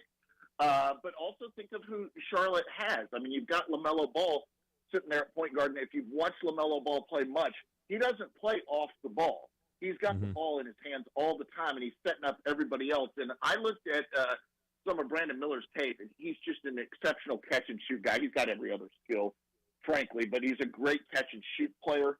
So I expect him to do very well and slide right in there, next to LaMelo Ball, maybe in a 3, and play well for the Charlotte Hornets. I thought it was the smart pick. I don't think it was the reaching for the stars pick. I think if they'd have picked Scoot, they were just thinking that Scoot was going to be Derrick Rose before the injuries. I think that's what they would have been thinking. And I just think that they said, we're going to invest in LaMelo and go forward with LaMelo as the leader of our team, and Miller slides in perfectly next to him. Noah Clowney is 18 years old. He's extremely raw, a 6'10" kid that certainly has some great skills. The Nets took him at 21. It's about where most people thought he would go. It'll be interesting to see, what happens. He's a little bit of a tweener for the NBA, but he's 18 years old. Yeah, I know. It's incredible that you're getting a guy that young. And think about the situation that he's walking into in Brooklyn, all the opportunity in the world. The bigs they have, Nick Claxton and Day'Ron Sharpe, that's really the list right now. So he's going to get a chance. And if you're a young player, that's really what you want, is to walk into a situation like that. I know that, potentially his defense is a little bit ahead of his offense at this point from the folks that I talked to, or at least his defensive potential is. But he's going to have a chance to develop in Brooklyn, and he's going to have a chance to show that team and the league that he's a player. And I think that his physical tools are very, very good, and Brooklyn needs players right now, and he fits that mold. And then Monday night, we had our Rocket City Awards, and Kobe Brown was the recipient of our College Player of the Year from the neighborhood, from the area. Yeah. And I had him, I thought he was the second round guy, 35 to 40, somewhere in there, pick guy. Kobe sent us a nice video accepting his award. Great kid, but he's older, 23 years old. I thought I'll be honest with you, I was a little surprised. I mean, he goes to the Clippers at the end of the first round, and I thought that was a little bit surprising to see Kobe Brown go at 30. Well, a couple things. First of all, good for him. He got the guaranteed money of that first-round contract. Yeah. He's going to the Clippers. You mentioned that. The fact that he is 23 is interesting to me because the L.A. Clippers are in a position with Kawhi Leonard and Paul George, if they can resolve that situation, where they need guys who are more ready right this minute to make a push.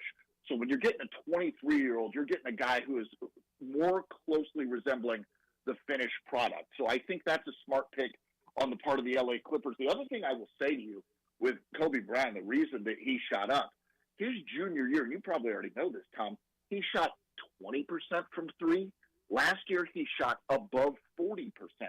correctly. Yeah. You know the value of shooting in the NBA, and for those, for a player to jump from 20 to 40-something percent, first of all, if you're a young player and you see what happened to Kobe Brown, there's your lesson. Work on your shot. Second of all, I think that the Clippers believed in it. I don't think they believed it was fool's gold. I think that they believe he had, sort of a technical redo, and he has become a terrific shooter. That's valued in the NBA. And so if he can play right away, and he can play off of Paul George, and he can play off of Kawhi Leonard and stand over there and hit shots, he's got value to the Clippers immediately, and he's worth that number 30 pick. I think he moved from the second round to the first round once word got out that he had received a Rocket City award. And then I think people like that immediately said, well, wait a minute now. Yeah, it's a game changer. I mean, if the folks at 97.7 ESPN The Zone think that he is worthy of the Rocket City award, maybe we need to take a second look and bump him into the first round. He was a second rounder. We gave him the award. He became a first rounder. I mean, let's be honest. I couldn't get our analysts to stop talking about the Rocket City award, frankly. That's the thing. Yeah, that's the thing. And by the way, it was almost too much on their part. We also awarded Kyra Lewis the Inspirational Player of the Year award for bouncing back from the knee injury. So there you go, another NBA guy getting some love from us. So that's good stuff. And we had a 14-year-old kid that we gave one to that you'll be hearing about down the road. He's been offered. He won a state championship. Caleb Holt is his name. He is amazing. He's been offered by every school in the country, and he's staying and playing at his high school. Everybody thought he would be off to IMG or one of these academies or something like that. And he's staying and playing. He's playing AAU all over the country. He's an unbelievable freshman that led his high school team to the state championship, and his name will be getting called in about 4 years. So the name I need to remember, Caleb Holt. Caleb Holt, yes. Remember that name. We'll see if he stays in the SEC, or who knows. By the time he goes to the SEC, maybe North Carolina, Duke will both be part of the SEC as well. You never know. That's a good possibility. All right, always a pleasure, Bo. I appreciate you, Bo Estes, NBA TV, NBA.com, and everything else that he is doing has been our guest, Bo. Thanks, Bo. Take care, buddy. All right, we're going to bring in here. When we come back, we're going to Colorado with the voice of the Colorado Buffaloes, Mark Johnson. He will join us. It's a fascinating story of what's going on out there with the Buffaloes, and, of course, Deion Sanders' surgery earlier today as well. He's next on 97.7 ESPN, The Zone.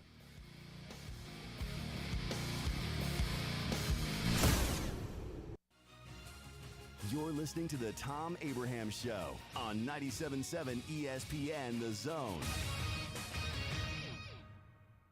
One of the best-kept golf secrets in the Tennessee Valley is Cherokee Ridge. Cherokee Ridge truly offers golf at a higher level with immaculate greens set against a spectacular Appalachian backdrop. This 18-hole championship course takes every advantage of rolling hills, whispering woods, lakes, and streams. Interested in becoming a member? Their membership plans feature affordable options for couples, families, and individuals. Book your tee time today, 256-841-4551. Cherokee Ridge. Championship quality, affordable prices. This is Wes Neighbors sitting here with Philip Love of not only Eagle Insulation, now he represents Eagle Companies. Eagle through the years have added several companies to help individuals or builders through their construction renovation process. Eagle is known to represent quality, efficiency, and professionalism. Philip, I know you do insulation, but do you do masonry? We do. Do you do grading, erosion control, and dirt hauled off? We do. Do you do afterpaint, which includes shower doors, mirrors, shelving blinds, and bath hardware? Yes, we do, Wes. Do you do landscaping and irrigation? Yes, we do. So basically, Eagle can help you all along your process of building your house or doing renovations. So do you do plumbing? We do not, Wes, but we can find somebody to do it. Just give them time. They'll be there. Anyway, call Eagle Insulation at 256-755-1556. Eagle saves you time. Eagle saves you money. Call Eagle today. Thanks, Wes. Are you tired of chasing a roofing contractor to show up on time or even show up at all? I'm Sam Fleming with Fleming Roofing and Restoration. Our motto at Fleming Roofing is we show up. Our goal at Fleming Roofing is to provide the reliable customer service that you deserve, and we have the resources to meet all of your roofing needs: residential, commercial, industrial, replacement, or repairs. We are manufacturer certified for roof coatings, single-ply membranes, and asphalt shingles. Whenever you need a roofing professional you can count on, call Fleming Roofing and Restoration. We are committed to finding the solution that meets your needs. We don't have quotas or heavy-handed sales tactics. Fleming Roofing. We have expert experience. We show up. Free estimates. Residential, commercial, industrial, replacement, or repairs. Check us out at FlemingHSV.com. FlemingHSV.com. When you need a quick response, it's Fleming Roofing and Restoration. We show up. Hey folks, this is Arthur Seaton, managing partner of University Kia, letting you know we are proud supporters of Crimson Tide football. Stop into University Kia today and shop our large selection of new Kias, including the all-new Telluride 8-passenger SUV, the stylish new K5, and sporty new Seltos. Visit universitykia.com for all our great offers. And get pre-approved in minutes so you can drive home your new Kia today. Because we want to see you in a Kia. Roll Tide! The kitchen is the heart of any home. It's where the family gathers. It's where kids discover old recipes and make them their own. Just starting out or just now getting started on the dream kitchen you've always wanted? I'm Chris Haygood, and from all of us here at Bob Wallace Appliance, to the home builders and the homeowners of the Huntsville area, a heartfelt thank you for buying local. We're in Huntsville, Florence, and Coleman, and online at bobwallaceappliance.com. I've always gotten tons of UTIs. Cranberry products never worked for me, and I was desperate for a way to be proactive. I'm Jenna Ryan, CEO and founder of Eucora.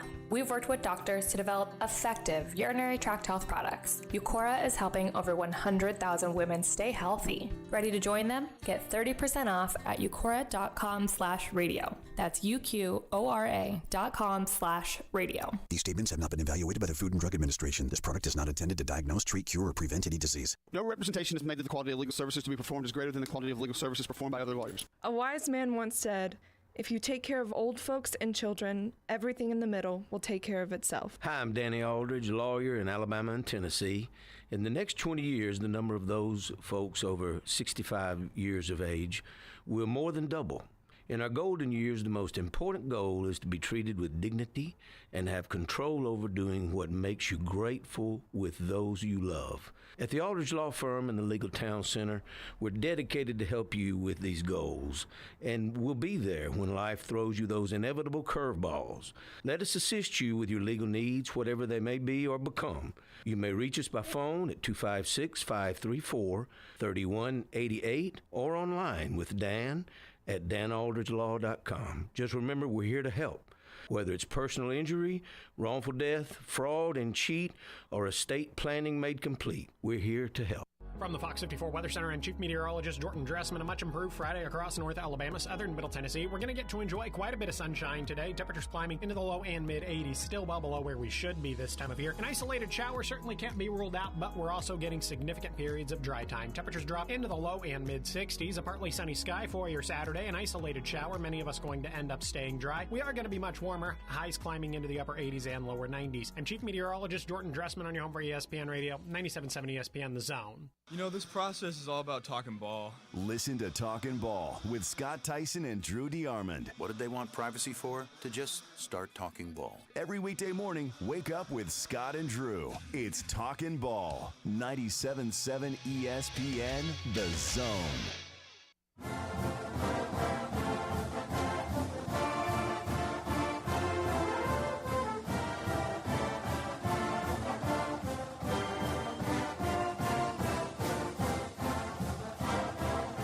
Welcome back. Tom Abraham Show here on a Football Friday. This segment of the show brought to you by North Alabama Mortgage.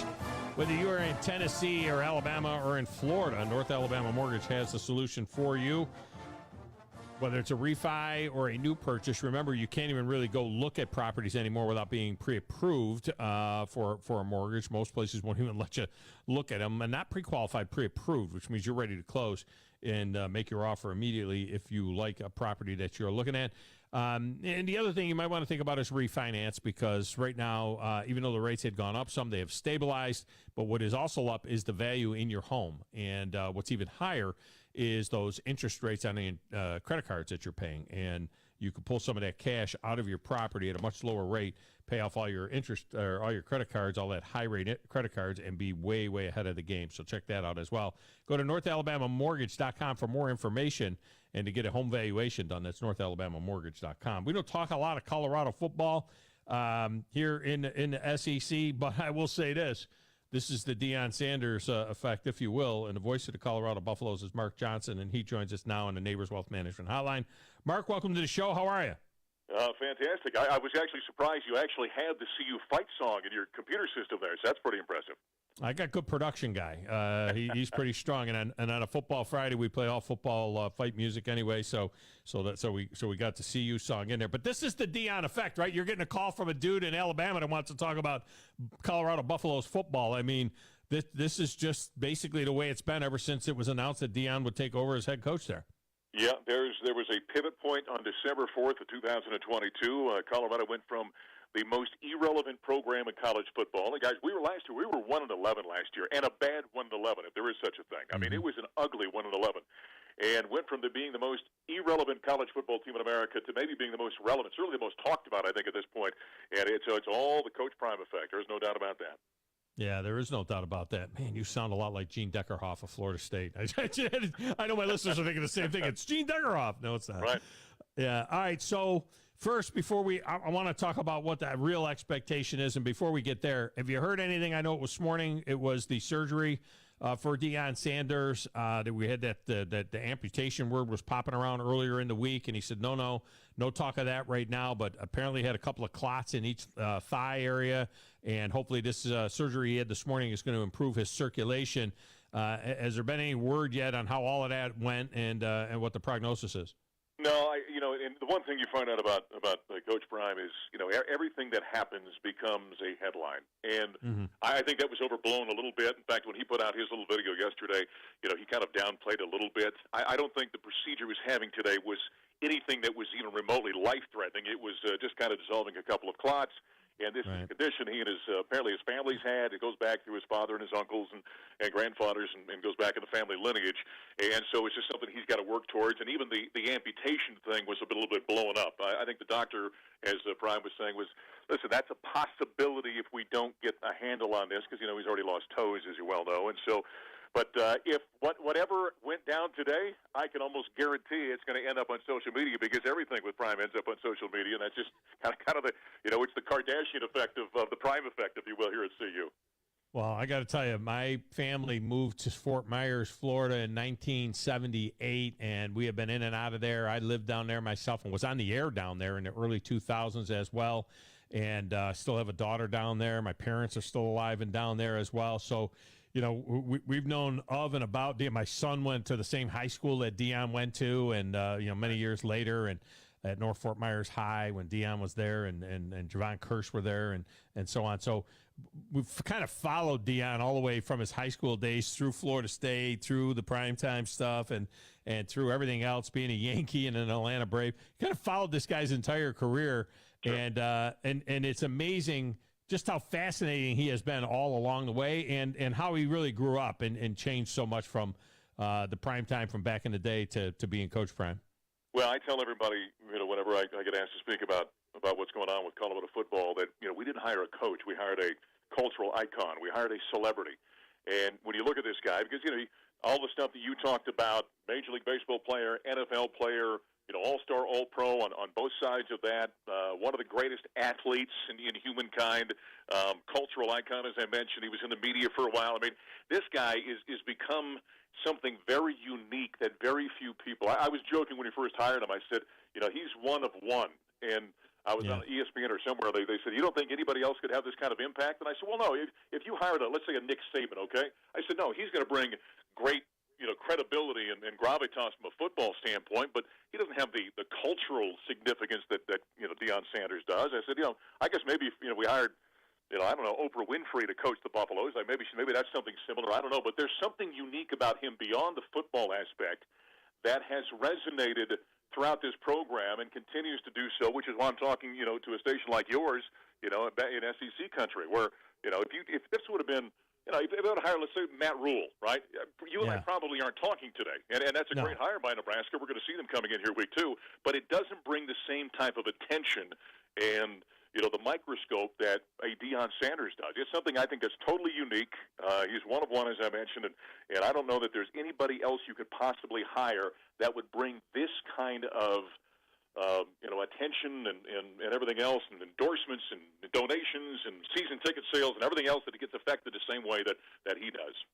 Isn't that what the college football head coach, though, is really become in so many ways? It's almost like you're a CEO of the football program. Sure. Yes, Nick Saban runs around on the field and still coaches the DBs, but he's responsible for recruiting, and he's responsible for getting the money in that they need to do the things that they do. Now, also responsible for hiring assistants and coaching the coaches, but he's kind of hands-on. But I feel like sometimes maybe we disrespect Deion's actual coaching ability. I mean, especially in the areas that he knows well in the defensive area, and what he wants a football team to look like and how they'll play offensively, knowing what would give him a hard time, from a defensive standpoint. But do you think that he sometimes doesn't get the respect he deserves as an actual football guy? Well, I think there's some of that, and I think it's justified in some respects because we don't know what we don't know. I mean, right. If he had 10, 12 years under his belt, and he was at another FCS program prior to coming here instead of being down at Jackson State for 3 years, we'd probably say, okay, we've got a little bit longer resume. We know what he is as a coach. I do think people are still wondering, okay, can he duplicate what he did at Jackson State at a higher level, obviously, and being in a Power 5 conference and playing the type of schedule that Colorado is going to play this year, which is as tough as anybody in America, as it turns out. And so I think there's some justified reasons why we still kind of wonder about that he's going to answer over the course of time. And I don't think that's a slight to him. I don't think it's an insult to him in any way, shape, or form. I think it's just that, we don't know what we don't know about him at this point in time. We've got to wait and see. It's that old Missourian line, right? Show me. You got to show me a little bit. And I think everyone's waiting now at this level to say, okay, it's just like, listen, every high school player that gets recruited to Tennessee. Okay, show me. Can you do it at this level? Okay, great. You can do it here. Now can you do it in the NFL? We all got to see it before we actually believe it. And I think that's all the people are looking at right now. Mark Johnson with us here, voice of the Colorado Buffaloes. And I got to tell you, back in 1990 when I was still coaching, and it was my first year on a college staff, we went into a program that had been 1-10 the year before, turned over most of the coaching staff, and I remember we had 2 or 3 coaches that were left over from the old staff, and so the head coach in our first staff meeting said, all right, we need to kind of evaluate the roster. And one of the holdover coaches said, yeah, we were 1-10 last year, but, man, we got everybody back. And the head coach said, we got to get rid of those guys because we don't want those guys aren't going to do anything for us. I've been asked a lot of times when you get a bad – I've called a lot of bad football, by the way, here. Yeah, but everyone's coming back, and I think, well, okay, what does that mean? You're a bad team a year older? I don't know what that means, right? So some 33 years later, Deion does the same thing, basically. You hate it for the kids. I mean, these are kids. These are lives and so on. And some 70 kids or so ended up leaving the program. I think he's brought in 50 more to replace him. How is that played though out there? I mean, is the roster turnover something that everybody's really hip hooray about, or is there a thought that maybe we overdid this a little bit, because there's a couple of guys you left that you lost that a lot of schools would love to have. Yeah, there's no doubt about it. There was probably about 8 or 9 guys, I'd say, that have ended up at, we had one end up at UCLA, another end up at Penn State. So there have been some very good players that were here. And I think from a fan perspective, you're kind of wondering about those guys. Now, when it comes to everyone buying in, everything Deion touches here in the Denver Boulder area turns to gold right now. I mean, he can make no mistakes.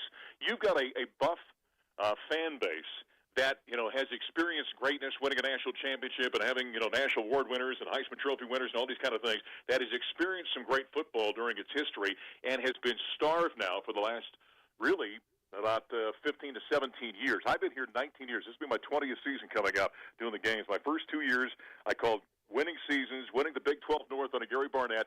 Had a 2016 season where we made the top 10 with Mike McIntyre. And outside of that, it has been bad football the other, what would that be, 19, that'd be 16 seasons. I mean, it's been bad. And so this fan base right now is starved for any success they can get.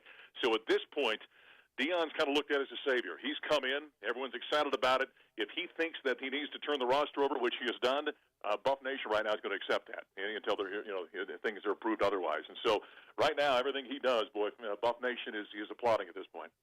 Has Bill McCartney had much to say about any of these? I know he's 82 years old now. I know him through Promise Keepers in the men's ministry. He started with that. You know, he's a great guy, but he had that tremendous success, of course, back in the day for the Buffs. Has he had much to say about any of this? Well, Mac has a little bit, and you got to understand where he's at. I got very close to Mac when I got to town here. There's some pretty severe health issues that he's been dealing with, and some dementia things. And so Mac hasn't spoken a great deal about it. He's been around, and Mac's pretty much a regular fixture at practice. You see him once or twice a week. He'll come around, but in terms of really making any public statement, that's just not kind of his season of life, if you will, at this point. Yeah, I didn't know that he had gotten to that point.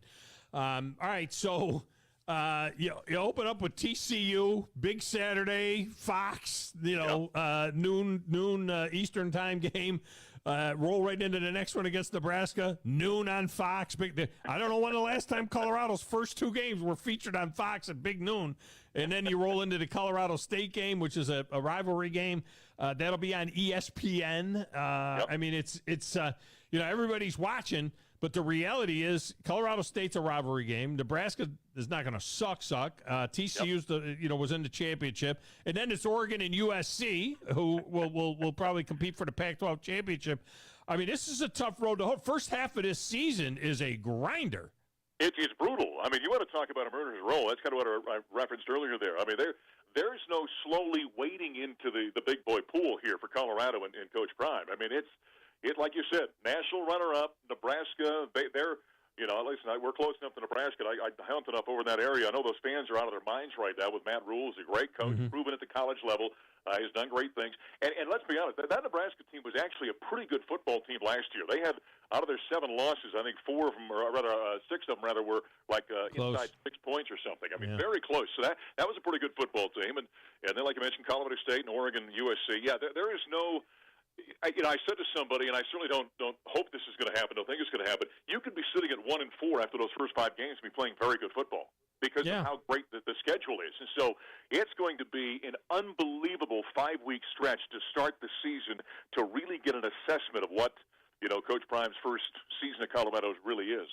Which isn't even fair because of the fact there's no preseason. It's not like the NFL, and you got all these new guys, including his son at quarterback. And you'd like to kind of try and open up with a few cupcakes if there is such a thing on Colorado's schedule right now. 3 or 4 wins, they throw a parade, right? I mean, I'm looking at this schedule. I'm trying to find 3 or 4 wins.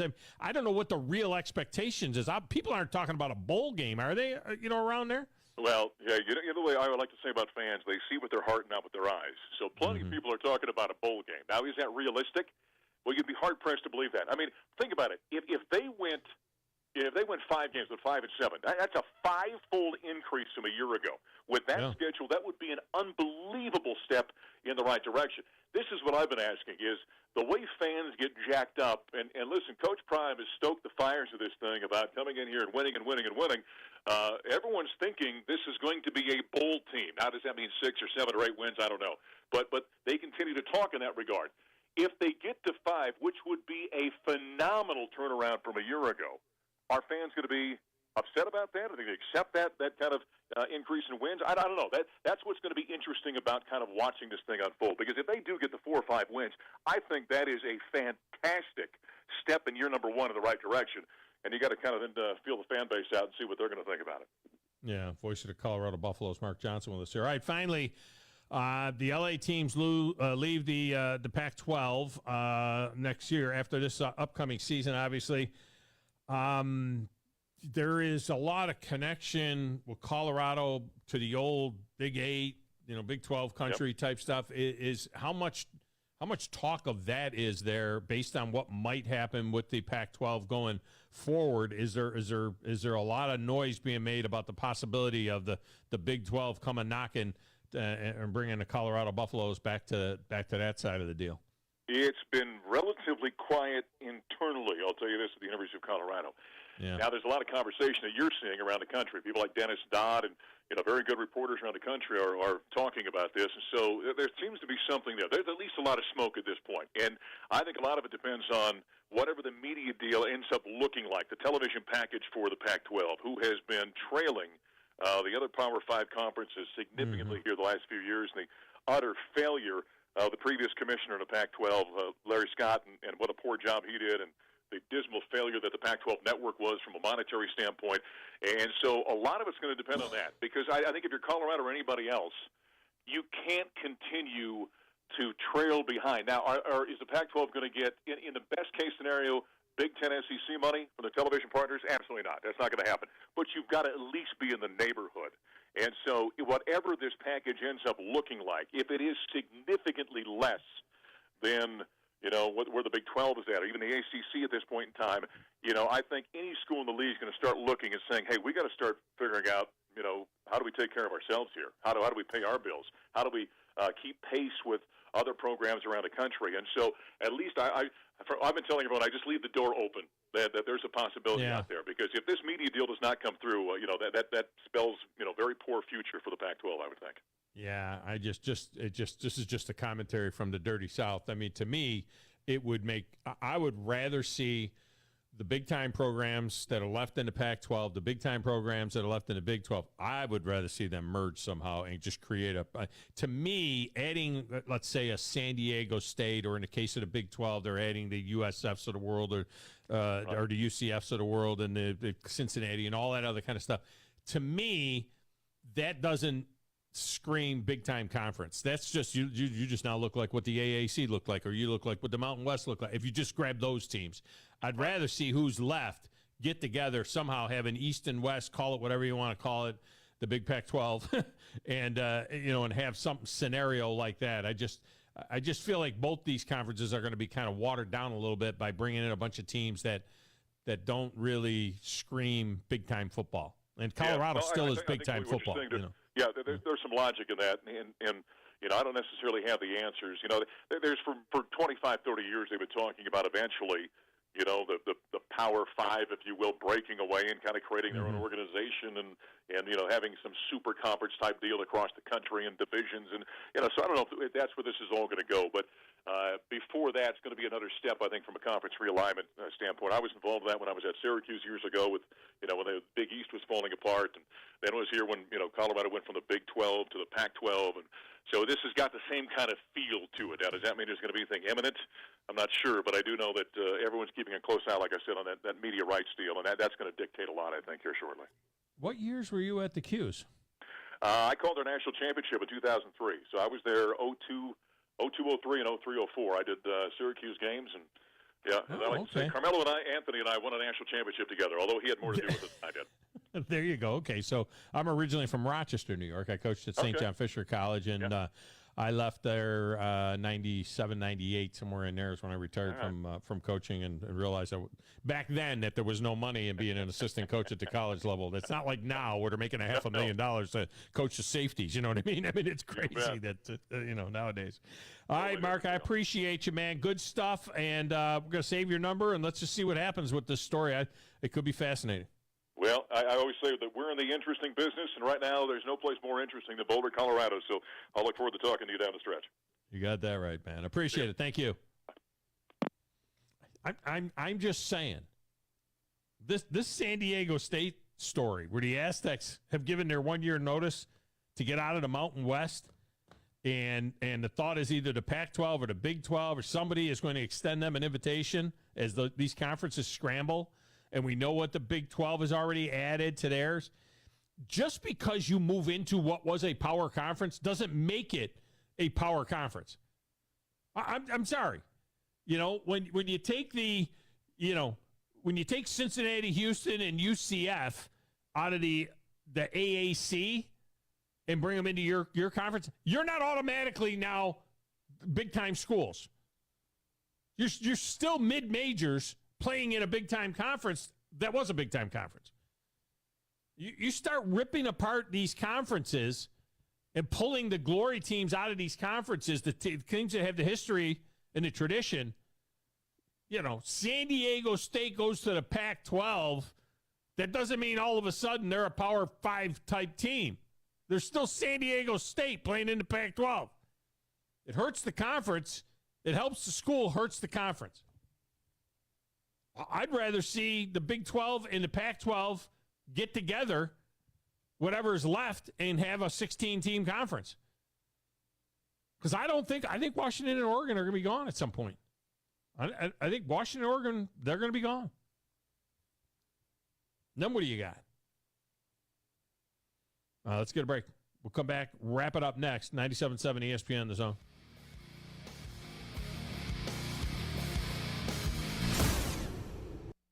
The Huntsville Sports Commission is responsible for bringing high-level sports entertainment to the Rocket City. In 2023, enjoy events like the CCSA Beach Volleyball Championships, Hometown Lenders Championship, UCI Paracycling Road World Cup, and so much more. To learn more about upcoming events and the Huntsville Sports Commission, visit huntsvillesports.com. The Huntsville Sports Commission. We do sports. Ann Adams with Berkshire Hathaway Rise Real Estate is the one name to know if you're buying or selling real estate. With years of local experience, Ann Adams offers buyers in-depth knowledge of the local housing market and will narrow available properties down to those you'll be interested in so you can save time when shopping for your new home. If you're ready to sell, Ann offers a seamless process using accurate pricing and expert negotiation skills to make sure you get a fair price for your home. Call Ann Adams today at 256-337-2625 or log on bhhsriserealestate.com. No one knows your Ford better than our factory-trained, certified technicians, and that's a fact. Hi, Bobby White back again for Woody Anderson Ford, letting you know about a one-time service promotion good through June 30th only. Starting at just $79.95 when you get the Works package for your vehicle. You buy the first one, the second one is on us. The Works package includes a synthetic blend oil change, tire rotation, vehicle checkup, and more. You buy the first one, the next one is on us, but only through June 30th. Schedule online today and come in to Woody Anderson Ford. Everything you need is just a click away. I screw up sometimes, silly. Okay, almost everything. Come on, pal. Tell your fortune. Log on today. 977ESPN.com. 977 ESPN, The Zone.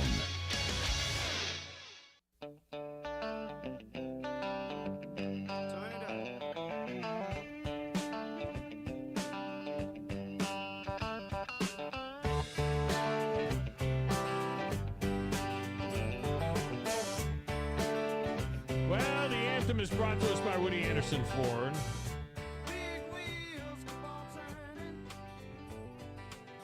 Woody Anderson Ford Service Department is second to none. They can take care of your vehicle, whether it is a Ford or not. Woody Anderson Ford. Don't forget the certified gold pre-owned vehicles at Woody Anderson Ford, like my F-150 or my wife's Mustang.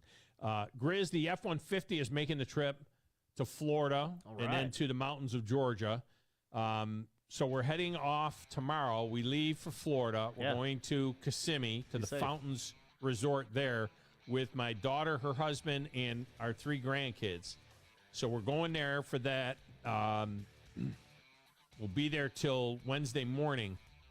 And then Wednesday morning, after all that family time, Kissimmee and 1,000 people, we'll leave and then start heading back this way, but we're going to stop at the cabin in the mountains at Blue Ridge and be there for 4 days, 4 glorious days, just me and the Junkyard Babe and the pickup truck and the fireplace and the hot tub and the mountain with the mountain views. I'll try not to bother you too much. Have fun, be safe.